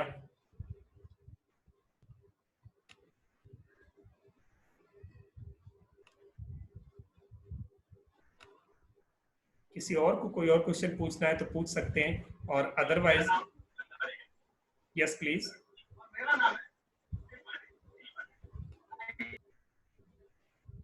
नहीं तो आज फिर हम इस सेशन को समराइज करते हैं। जिनको अपना कोई बच्चा ऐसा है जो सफर कर रहा है, कोई पेरेंट्स ऐसे हैं जो सफर कर रहे हैं, गाइडेंस प्रॉपर नहीं है बच्चे के पास, पेरेंट्स के पास, आपकी फैमिली में, आपके स्कूल में, आप उस बच्चे को, नेहा सिंह जी ने पूछा है, sir if kids are not good in study but good in painting, is there any institute who passed 10th on painting basis? Is there any institute who passed 10th on painting basis? Yes, Neha Singh ji, मैं आपको इसके लिए career बताता हूं कि अगर बच्चा painting में अच्छा है, मैं इससे पहले आपको एक बात बता दूं कि हर बच्चा हर चीज में सक्सेस नहीं होता, अच्छा नहीं होता, पर मैंने आज तक कोई ऐसा बच्चा नहीं देखा जिसके पास कोई खूबी ना हो। अगर कोई भी बच्चा धरती पर आया है तो ईश्वर ने उसको कोई ना कोई एक अच्छी खूबी देके भेजी है, बस हम टीचर्स को, पेरेंट्स को ये जरूरत है कि उसकी परख लें। जैसे नेहा सिंह जी ने अभी पूछा कि उसने 10th पास किया है और पेंटिंग के बेसिस पे 10th में ही अगर उसने पेंटिंग में इंटरेस्ट है तो वो 10th के बाद क्या करियर ले सकता है। तो मैं उनको बता दूं कि वो 10th पास करने के बाद वो बच्चा, उसके पास 2 ऑप्शन हैं कि अगर वो कोर्स कर ले एनटीटी का तो वो नर्सरी टीचर ट्रेनिंग लग सकता है, आर्ट टीचर लग सकता है, सबसे पहला तो आर्ट जहाँ पेंटिंग सिखाने के लिए, फिर वो आर्टिस्ट बन सकता है। 10th के बाद आर्ट में पेंटिंग में डिप्लोमा होते हैं, 10th के बाद ही डिप्लोमा करे। कोर्सेज, आपको कोर्सेज और कॉलेज और इंस्टीट्यूट चाहिए तो वो मैं आपको दे सकता हूँ, पूरी लिस्टिंग है मेरे पोर्टल पे, आप वहां से लिस्टिंग ले सकते हैं। वो बच्चा वहां से डिप्लोमा करे, डिप्लोमा करने के बाद एज ए पेंटर काम कर सकता है, वो एज ए आर्टिस्ट काम कर सकता है, पेंटिंग में आगे जा सकता है। और अगर वो बच्चा कंप्यूटर सीख ले तो डेस्कटॉप पब्लिशिंग में जा सकता है। अगर पेंटिंग उसकी अच्छी है और कंप्यूटर सीख ले तो डीटीपी का जहाँ विजुअल कम्युनिकेशंस डिजाइन होते हैं वो भी 2 साल के और 1 साल के डिप्लोमा है 10th के बाद। वो करने के बाद वो बच्चा विजुअल कम्युनिकेशन डिजाइन में, जितनी भी मार्केटिंग कंपनियां हैं वो विजुअल कम्युनिकेशन डिजाइन कराती हैं, और वो बच्चे मोस्टली 10th के बाद डिप्लोमा करने के बाद ही जाते हैं। और फ्रीलांसर, मार्गदर्शन गुरु ने लिखा है, वो फ्रीलांसर एनिमेशन में जा सकता है, यानी वो एनिमेशन डिजाइन कर सकता है, बशर्ते वो इंग्लिश क्या नाम है कंप्यूटर सीख ले और कंप्यूटर पर वो पेंटिंग करना शुरू कर दे। बहुत जबरदस्त स्कोप है डेस्कटॉप पब्लिशिंग में, एनिमेशन में, इलस्ट्रेशन में, विजुअल कम्युनिकेशन में, विजुअल कम्युनिकेशन डिजाइन में, एडवर्टाइजमेंट एजेंसीज में बहुत काम है इन बच्चों का। मूवीज में वीडियो बनाते हैं वहां, उनमें एनिमेशन बनते हैं वहां, बहुत स्कोप है। एक और क्वेश्चन पूछा है, how can a disabled child be treated with us normally? अगर क्लास में एक बच्चा डिसेबल्ड है तो उस बच्चे को नॉर्मली कैसे ट्रीट किया जाए? मुझे लगता है यही क्वेश्चन है पीयूष जी, आप इसे थोड़ा इलेबोरेट करके पूछ सकते हैं। आपको मैं अनम्यूट करता हूं। Yes, sir. That I want to know. That's the question, man. कि अगर क्लास में एक बच्चा डिसेबल्ड है Yes, तो उसको ट्रीट कैसे किया जाए? पहले उसके चैलेंज क्या है आपके? आप कुछ मुझे शेयर कर सकते हैं या इन जनरल क्वेश्चन है? he is unable to read and write. Pardon? He is unable to read and write. Unable to read and write. Yes, sir. So if a child is unable to read and write, then it's a problem because normal class में वो बच्चा पढ़ने, फिर आप पढ़ाते कैसे उसको? कौन सी क्लास में? पीयूष जी, आप फिर, मैं आपको फिर अनम्यूट करता हूं।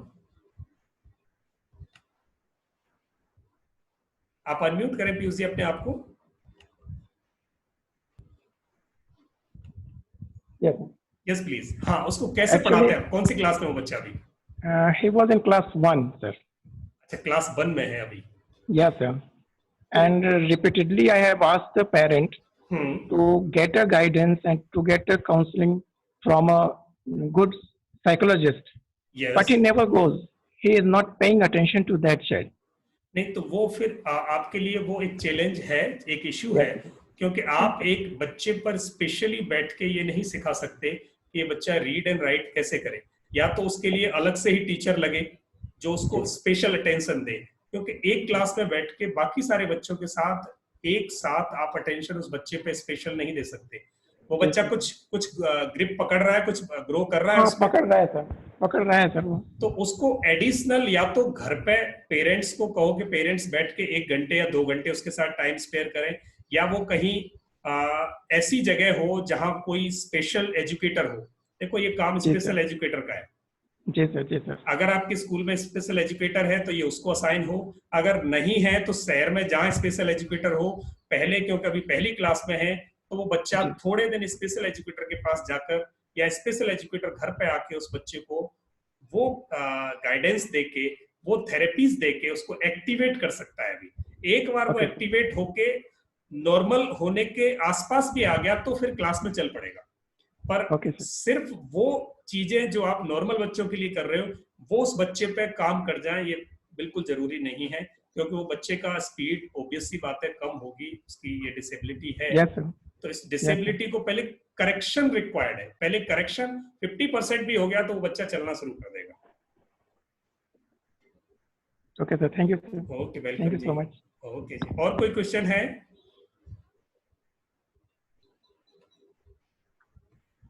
अजय शर्मा जी ने लिखा है ऐसे बच्चों के लिए स्पेशल एजुकेशन वाले स्कूल हैं, फॉर श्योर हर शहर में एक स्पेशल एजुकेशन का स्कूल होता है, आप वहां भेज सकते हैं उनको, या स्पेशल एजुकेटर के पास फ्रीलांस कोई स्पेशल एजुकेटर शहर में मिल जाए तो वहां से कर सकते हैं।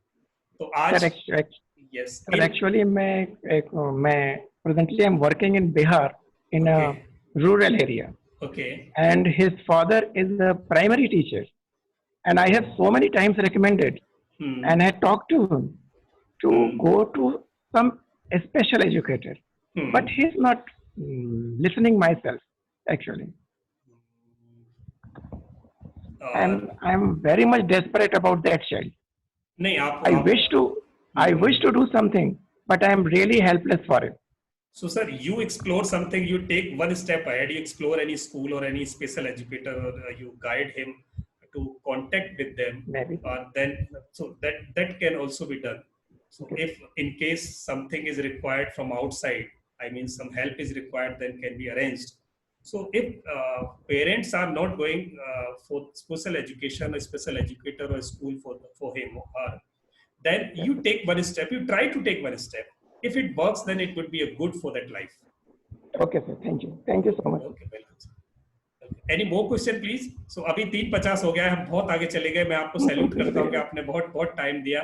Thank you, thanks a lot. मेरा नाम लोकमान सिंह है और मेरे से अगर कोई ऐसे क्वेश्चंस आपके पास है या कोई गाइडेंस आपको आपके स्कूल में आपके टीचर्स को या किसी बच्चे को असेसमेंट चाहिए, एपीआई असेसमेंट चाहिए, तो वो एपीआई असेसमेंट हम ऑफलाइन ऑनलाइन दोनों प्रोवाइड करते हैं। एक साल में कई लाख बच्चों को हम असेसमेंट देते हैं। इस साल हम 5 लाख से ज्यादा बच्चों को दे चुके हैं। और इस लॉकडाउन में मैं 7 स्टेट्स के साथ काम कर रहा हूँ, जिसमें पूरे गवर्नमेंट स्कूल्स, बिहार, झारखंड, हिमाचल, गुजरात और राजस्थान, कई स्टेट्स के साथ यूनिसेफ के कोलैबोरेशन में, यूनिसेफ फंडिंग कर रही है, स्पॉन्सर कर रही है। तो वो सारे गवर्नमेंट स्कूल से बच्चों की काउंसलिंग हम ऑफलाइन यूट्यूब लाइव पे कर रहे हैं आजकल। तो आपको भी अगर कोई लगता है कोई ऐसा बच्चा नीडी है, या आपका अपना बच्चा है, फैमिली का है, स्कूल में है, कहीं है, आप डायरेक्ट कर सकते हैं। हमारी ये मुहिम है कि देश के बच्चे सफल हों, सुसाइड से बचें, सफल हों, समृद्ध हों, सुखी हों, और जिंदगी की जो हार्डशिप उनको झेलनी पड़ती है जिंदगी में, वो उन्हें ना झेलनी पड़े। और आपके पास ये मौका है कि आप उन जिंदगियों में कंट्रीब्यूट करने के लिए ये ज्ञान बांटो, लो और बांटो। स्कूल, टीचर, प्रिंसिपल, आप सब आगे बढ़े। हमारी जहां जहां जरूरत है, अगर टीचर्स को ट्रेनिंग की जरूरत है, बच्चों को गाइडेंस की जरूरत है, तो हम बच्चों का ग्रुप गाइडेंस स्कूल में करते हैं कि एक स्कूल में सारे बच्चे जितने भी हैं उनका ग्रुप गाइडेंस कर देंगे, वर्कशॉप के थ्रू कर देंगे, असेसमेंट के थ्रू कर देंगे, फिर रिपोर्टिंग करेंगे। फिर रिपोर्टिंग करने के बाद उनकी पूरी 1-to-1 30 मिनट हर बच्चे के साथ और माँ बाप के साथ बैठते हैं हम, और फिर निकलता है कि वो उनका गाइडेंस प्रॉपर एक बच्चे का कैसे हो। क्योंकि एक जिंदगी को गाइड करना 10 मिनट में नहीं हो सकता, उसके लिए आपको लगाना पड़ता है आधा घंटा, समझना पड़ता है फैमिली को, पेरेंट्स को, बच्चों को।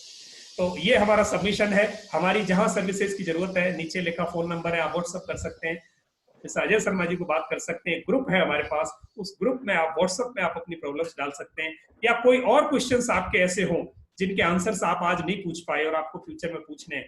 कौन सा कॉलेज अच्छा है, कौन से कोर्स अच्छे हैं, कौन सी यूनिवर्सिटी अच्छी है, कौन सी कंट्री में पढ़ाई अच्छी है, कौन से स्टेट में पढ़ाई अच्छी है, कौन से टेस्ट कब होते हैं, फीस कहाँ कितनी है, और ये गवर्नमेंट की वैकेंसी कब आती है, एनडीए कब होता है, आर्मी में कैसे जाया जाता है, टीचिंग में क्या होता है, यानी टीचिंग में कैसे कैसे रूट है जाने के अलग अलग जगह, अलग अलग स्टेट में, वो आप पूछ सकते हैं। तो ऐसे क्वेश्चंस अगर आपको चाहिए तो please we are here to serve you sir. Thank you, thanks a lot. इन्हीं शब्दों के साथ मैं अपनी वाणी को विराम देता हूं। Over Sharma ji to you.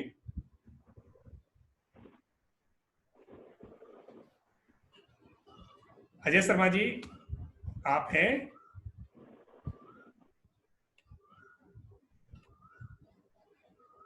अगर आपको ये सेशन अच्छा लगा तो आप अपने कमेंट्स दे सकते हैं, that would be our take away from you. और अगर आपको लगा कि इसमें कुछ चेंज करना चाहिए तो प्लीज चैट में जरूर लिख देना। शर्मा जी मैं आपको अनम्यूट करूं सर?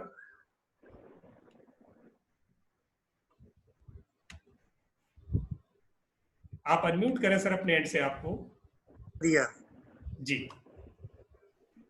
हेलो फ्रेंड्स, अभी आपने एक बहुत बढ़िया सेशन देखा है।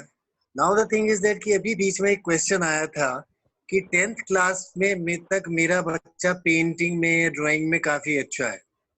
सो यहाँ पर जितने भी एडमिनिस्ट्रेटर्स और प्रिंसिपल्स और टीचर्स बैठे हैं उनके लिए एक इंफॉर्मेशन है कि अपनी मिनिस्ट्री ऑफ एचआरडी जो है, they are working on national curriculum framework 2021-22 के लिए, and they will be coming up with this particular thing कि जो बेसिक सब्जेक्ट्स हैं हमारे, इंग्लिश और लैंग्वेज के साथ, वो 2 सब्जेक्ट अपनी चॉइस के पेरेंट्स ले सकते हैं, बच्चे ले सकते हैं, बच्चे के इंटरेस्ट के हिसाब से।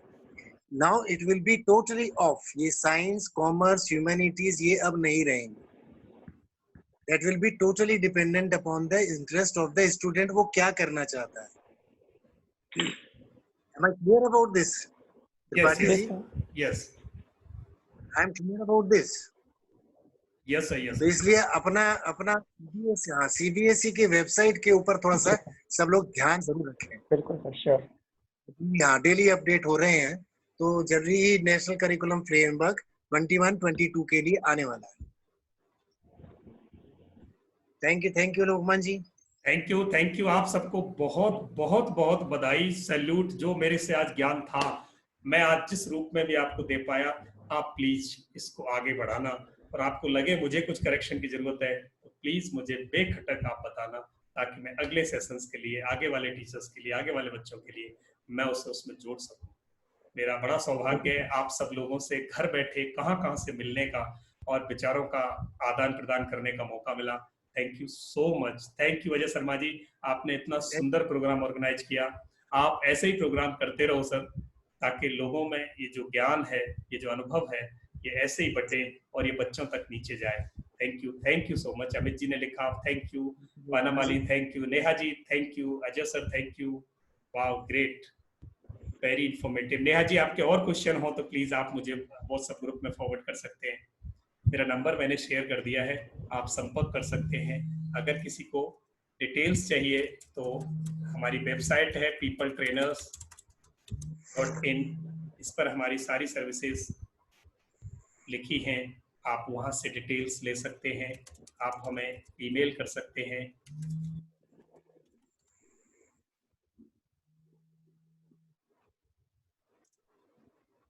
थैंक यू सर, मैं इसको एंड करता हूं। अगर किसी को इसकी रिकॉर्डिंग चाहिए तो वो भी मेरे पास अवेलेबल है। मैं ये इंटरनेट पे आज मिल जाएगी वेबसाइट peopletrainers.in पर, जिनको चाहिए वो वहां से ले सकते हैं।